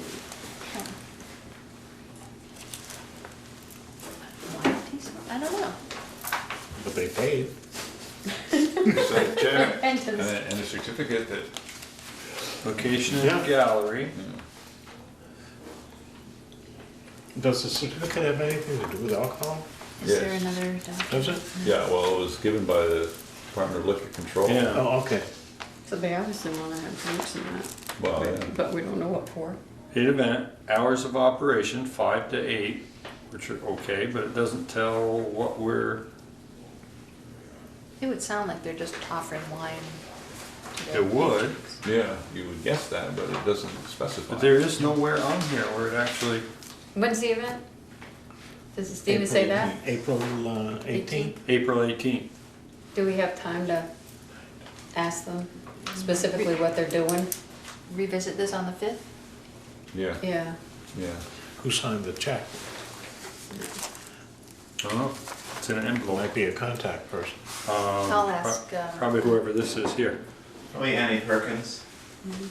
Do you know what they're doing yet? I don't, I actually can't find it. There's nothing on their Facebook page, and they did a reading thing, but that's on February 23rd. I don't know what that is. There is no place on this permit though for, That's For weird. what they're Usually the doing. heading, I know. has a description, but this one doesn't. It is weird. So you're reading, you say our permit application sucks? No, it's not ours, state of Vermont. Oh, okay. We can get away with this one is not us.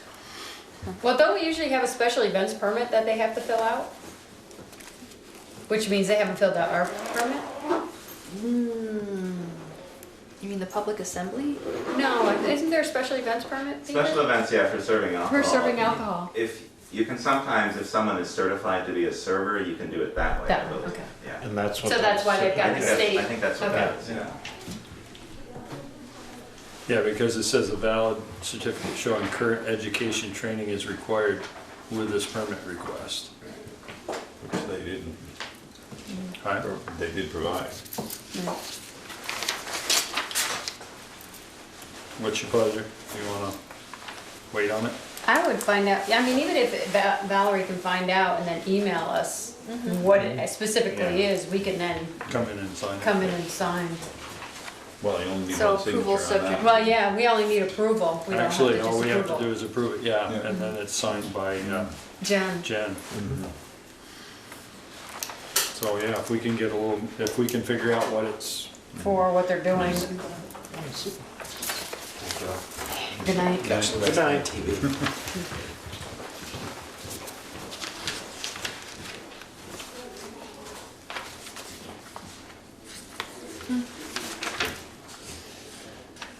It doesn't say what the permit is for.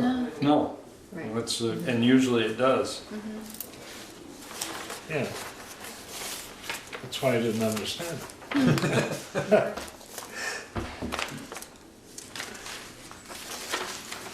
So do you do individual motions on these things? That was the only one we were. That's the only one we had. Liquor licenses, we We just just signed. signed.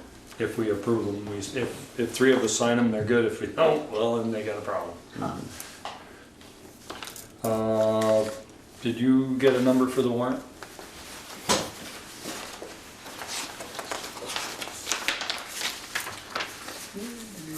$82,000. $82,082.95. Okay.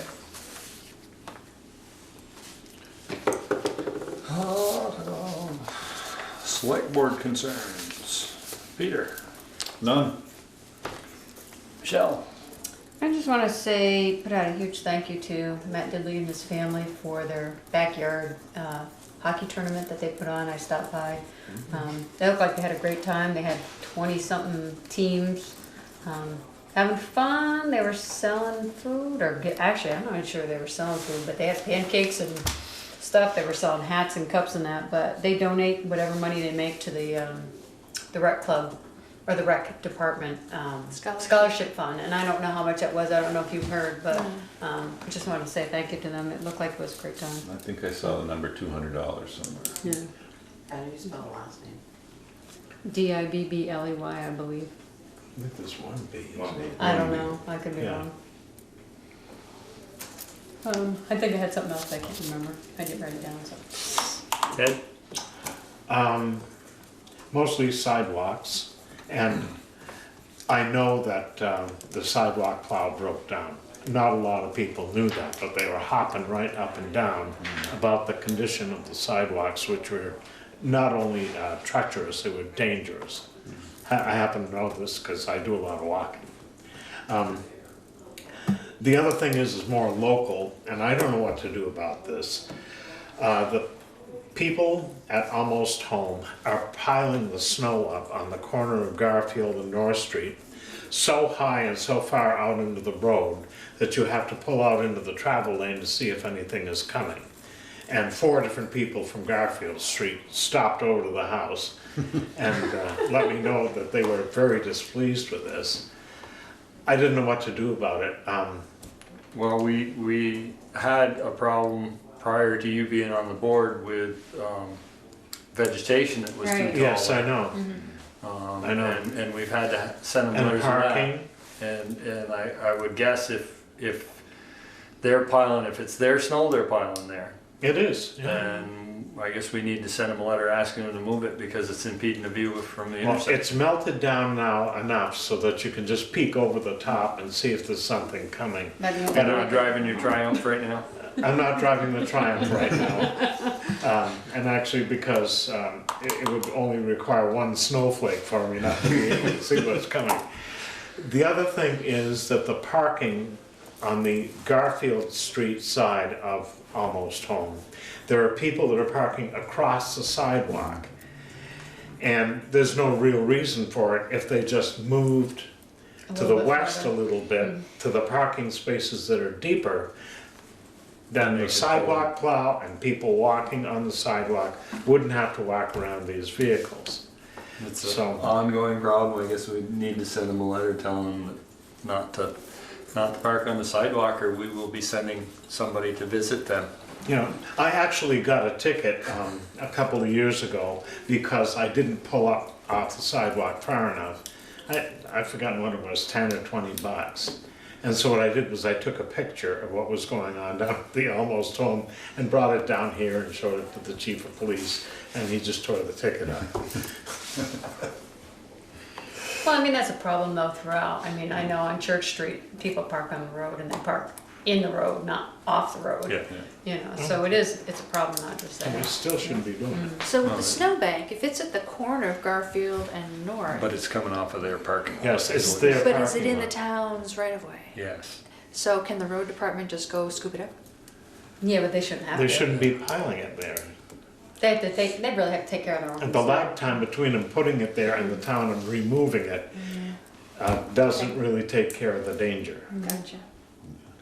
So if the letter addressed both, it would be good. Tell them we'll send the rain to take care of it this time, but next time it's on them. Which might, hopefully maybe it won't be until next year. Oh, I think we'll get another good story.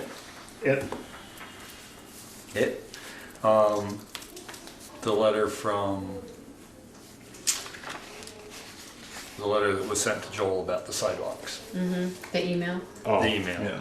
yeah. I looked at those sidewalks. Part of the problem there is that they're lower than the road, they're lower than the lawns. Yeah. And I don't know that there's any way, short of raising them a foot, which would mess everybody's lawns up and would trap the water between the road and the lawn. Well, the other issue is, as Michelle just said, the snowbanks right now. Yeah, sure. And the water, it's got no Can't place get to away, go. right. Even if it was higher, it couldn't get out. Right. So it's, And it's not just there. And it's absolutely. No, it's not just there, but I mean, it was one of those things that we were asked about, and I don't, like you said, it's a low spot, and it's trapped in the snowbanks. I think the only response is the same one we gave to Bob. We've got a plan. Yeah. I don't know where that section of street, I know it's on there, but. But even with the plan, that's not gonna avoid that same issue when you have snowbanks Unless that are we- higher. Well, there are some very low spots in that section. Yeah, that could be raised and would Well, alleviate at some least of be it. the same all the way through. You instead don't of- have to walk very far to duplicate it, too. No. I mean, the only thing we can do, you know, and I don't know how feasible this is just keep getting the sand on it so there's not you know, glare ice. And unfortunately, when it melts, it covers the sand, so Yeah. then you can put more sand on it. Yeah, and then eventually the sidewalk will go. Well, right. Well, then they'll have Then we plenty gotta of pay, fill for the then we gotta driveway. pay, no, cause then we sweep it all off in the spring. Yeah, onto their lawn. Peter, Ian's got some. Yes. What's the town's policy on Main Street? Because I've had a couple business people talk to me about that, and who have been shoveling their area Section of the that sidewalk. neighbors aren't shoveling. Yes, exactly. And of course, if you have storefronts that are empty, people aren't cleaning those up. So I'm wondering, but I know that the town plows. Right. Is there a set policy that the town has regarding that? We've had this discussion, not too Yeah, long we ago. had it a couple weeks ago, we had this discussion, Yeah. and I. Probably with me, and I've already forgotten it. No, I mean, the town goes down and plows the main, Right. Makes one section. pass down through Right. that. Yeah, and we had a discussion about the store owners being responsible for plowing in front of their establishments with the town. shoveling, yeah. But I think the issue here is the They're not. vacant, the vacant Right, store. vacant store. Yeah, but the vacant store is still owned by somebody. Yeah, Yeah.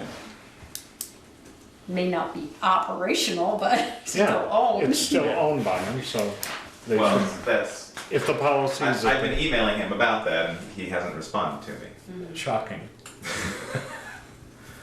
So, yeah, so I don't know, can the town, do you have an enforcement that you can do for a situation like that? Well, we don't have a policy, I don't think we have a policy, No. I mean, we could do what the city of Plattsburgh does. Say, everybody starts plowing in front of their house and residence, or you get fined. yeah. How happy, I don't think I would people be with that? We'll have it done and send you the bill. Right. No, I mean, we don't have a specific policy. So if let's say that building that's empty, there's ice in front, someone breaks their leg Yeah. right there. They can sue the town, or is it, They could probably sue both. okay? Anybody that wants. Yeah. They're gonna look for the deepest pocket, and that's probably gonna be the town. Okay. But does the town own a percentage of the sidewalk? Actually, down through there, the way the deeds read, we have it right away is all we have. The owners own to the center of the road. Okay. I was gonna say, I don't know. You would know. Yeah, down through there's some fancy language if you got time about from way back when Oh, really? horse and buggy. Oh. They own to the tie post or to the center of yeah, there's some references there that are way different than. Is that still a 4-rod road down through there? It's Because very, West Street is. I didn't know if it continued down I Main have Street. no idea. I don't know, Ted. I think it is. Yeah, So that there again, that's just a right of way. Right. Yeah. Which means. Not that you can do anything with it if you own it, but Well, right, and they're ultimately, the landowner is the one responsible, so if we only have a right of way, then they're the ones that are gonna get sued. Okay. I was thinking it was a 3-rod road then. That doesn't mean they won't try to sue them. They've got to maintain. Tough to fly. I believe that's all I have. Valerie. Great.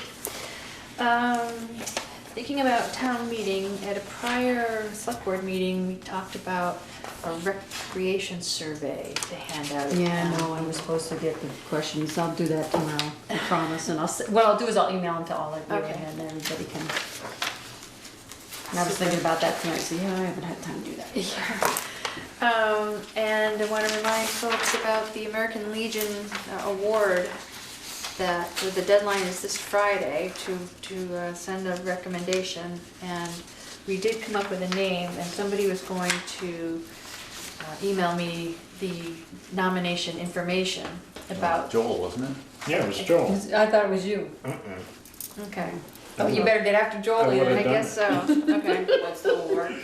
It's It the is- Legion Above and beyond. Above and Beyond. I'll throw something together. Super, thank you. Folks may be aware that there are flood warnings for tonight, tomorrow, through Wednesday. Just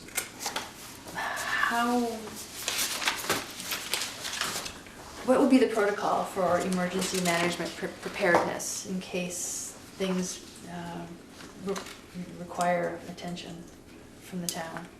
Well, we would go to the town emergency plan, which is, I think I told you was in that plastic bin. I don't know if you had a chance to look at that in No, your yeah. office. With the changes that we've had in our personnel, we need to retrain some of our staff to, so if it gets to a point where we have to open an emergency operations center, which would be in this building, then we would staff that and support our other first responders in doing whatever they're doing. So who would be the person to initially make that call? Technically, you're the emergency management director. That's what I thought.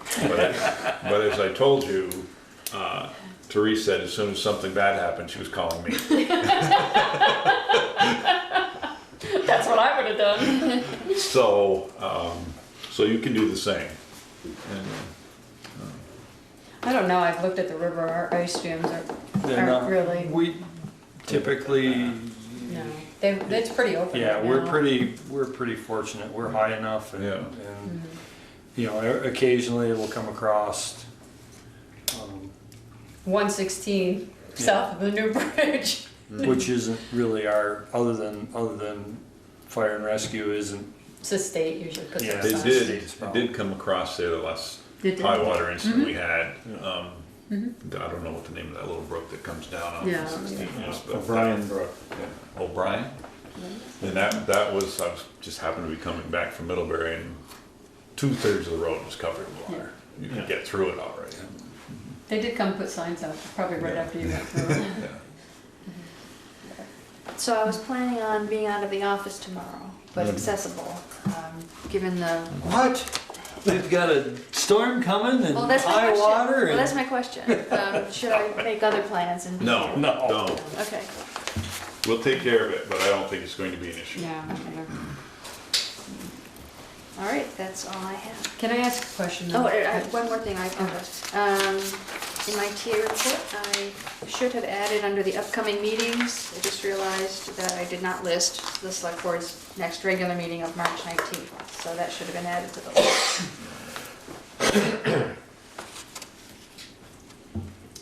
Now, You got Monday, March 5th on there. I know, imagine that. So you put March 19th too? You put both of Yeah, them? it should be before the planning commission. Okay. And I do have a question. Did you guys look at this, the South Street Bridge is finally done? Yeah, I saw that. So I was trying to figure out the numbers. I mean, Yeah, they haven't don't really we been add up. making payments? we've been making payments and it was only supposed to be 5%. And it's, 5% would be, So the contract bid amount was 1,000,003. I'm not giving you and final amounts is 1,365,000. So it was 1,305,000 was the contract bid. The final amount was 1,365,000 and change. Percent of contract bid amount 104%. Is it? so they were it went over by over. 4%. But even at 104%, if you take, you know, 10% would be 140,000, Right. 5% would be 70,000. Right, it says total Unless CO we're- amounts. Unless we're liable for that overage. Well, it says total CO amount is 72,528.79. So Right. is that the amount we That's the are amount we responsible? are responsible for. And you know, some of that may have been the water line, because the water line wasn't originally engineered to be on there, and we had to have it engineered, and then it had to be put on. And didn't we have some extra paving or something or other? Did we make the bridge a little wider for walking or whatever? No, that was all in That was there. all part of it? Okay. Yeah. Yeah, I think the extras, I'm not 100% sure, but I think the extras are probably the water line. Because this came in before you Yeah. guys did this before that. But, so my question is I thought we've been paying on this. And, you know, Jen says, you know, we do have a small draw we will have to make, and I'm not really sure what that means, but once we make the draw, I recommend we pay a payment of $15,673.17 to pay down the balance of our line of credit before rolling it into a regular note. So I'm confused, because we had a line of credit we were using to pay, we were gonna use to pay until they. Right, and we had been making payments on that because we knew at some point there would be a bond payment, and the money we had set aside was more than what the payments were, and we made them anyway. Against the line of credit. Yeah. Mm-hmm. So something's not right there. So is 15,673 the amount that we were making the I payment, you know? don't know. So if we And can that find was, out, you you know, know, and I don't, that was because one this of was the- before me, so I don't remember what the whole Yeah. deal was. I just remember we've been waiting and waiting and waiting for it to finally. I know the we've state been, finally say I it's know we've done. been making payments and, I mean, initially we were just making interest-only payments, and then Right. we said, no, let's just make payments. So Yeah. she can give us, you know, breakdown of what we've paid and, is 70 what we, is 72 what- what we actually owe, or is that what our share was? I know that's what our share is, but is that what we actually owe? oh, right, I mean, is the bond gonna be in that amount, or is it gonna be less than amount if we've been paying, If we've been whatever? paying, yeah. And that was one of the places that, one of the things we thought we might use some of the West Street money for.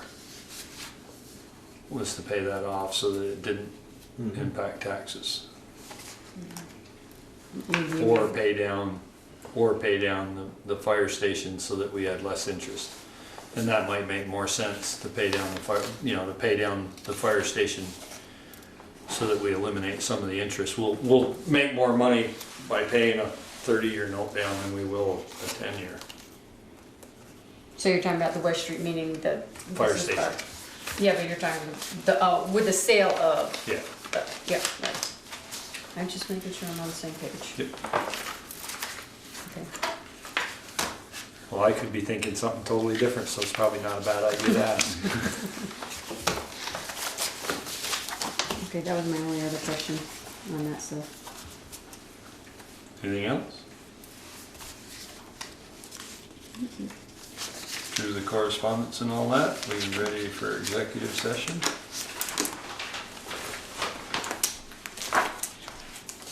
Do we have to go through the whole thing and just move, we go into executive session to discuss personnel matter? Per one VSA section. Yeah, that. Yeah, that you gotta do. Let's see, I'll do it. Make a motion, we go into executive session, finding that premature general knowledge will clearly place the select board or other parties at a substantial disadvantage regarding particular personnel related matter for 1 VSA subsection 3, or section 313 subsection A subsection 3. Second? Second? All those in favor signify by saying aye. Aye. Opposed, nay. Motion carried.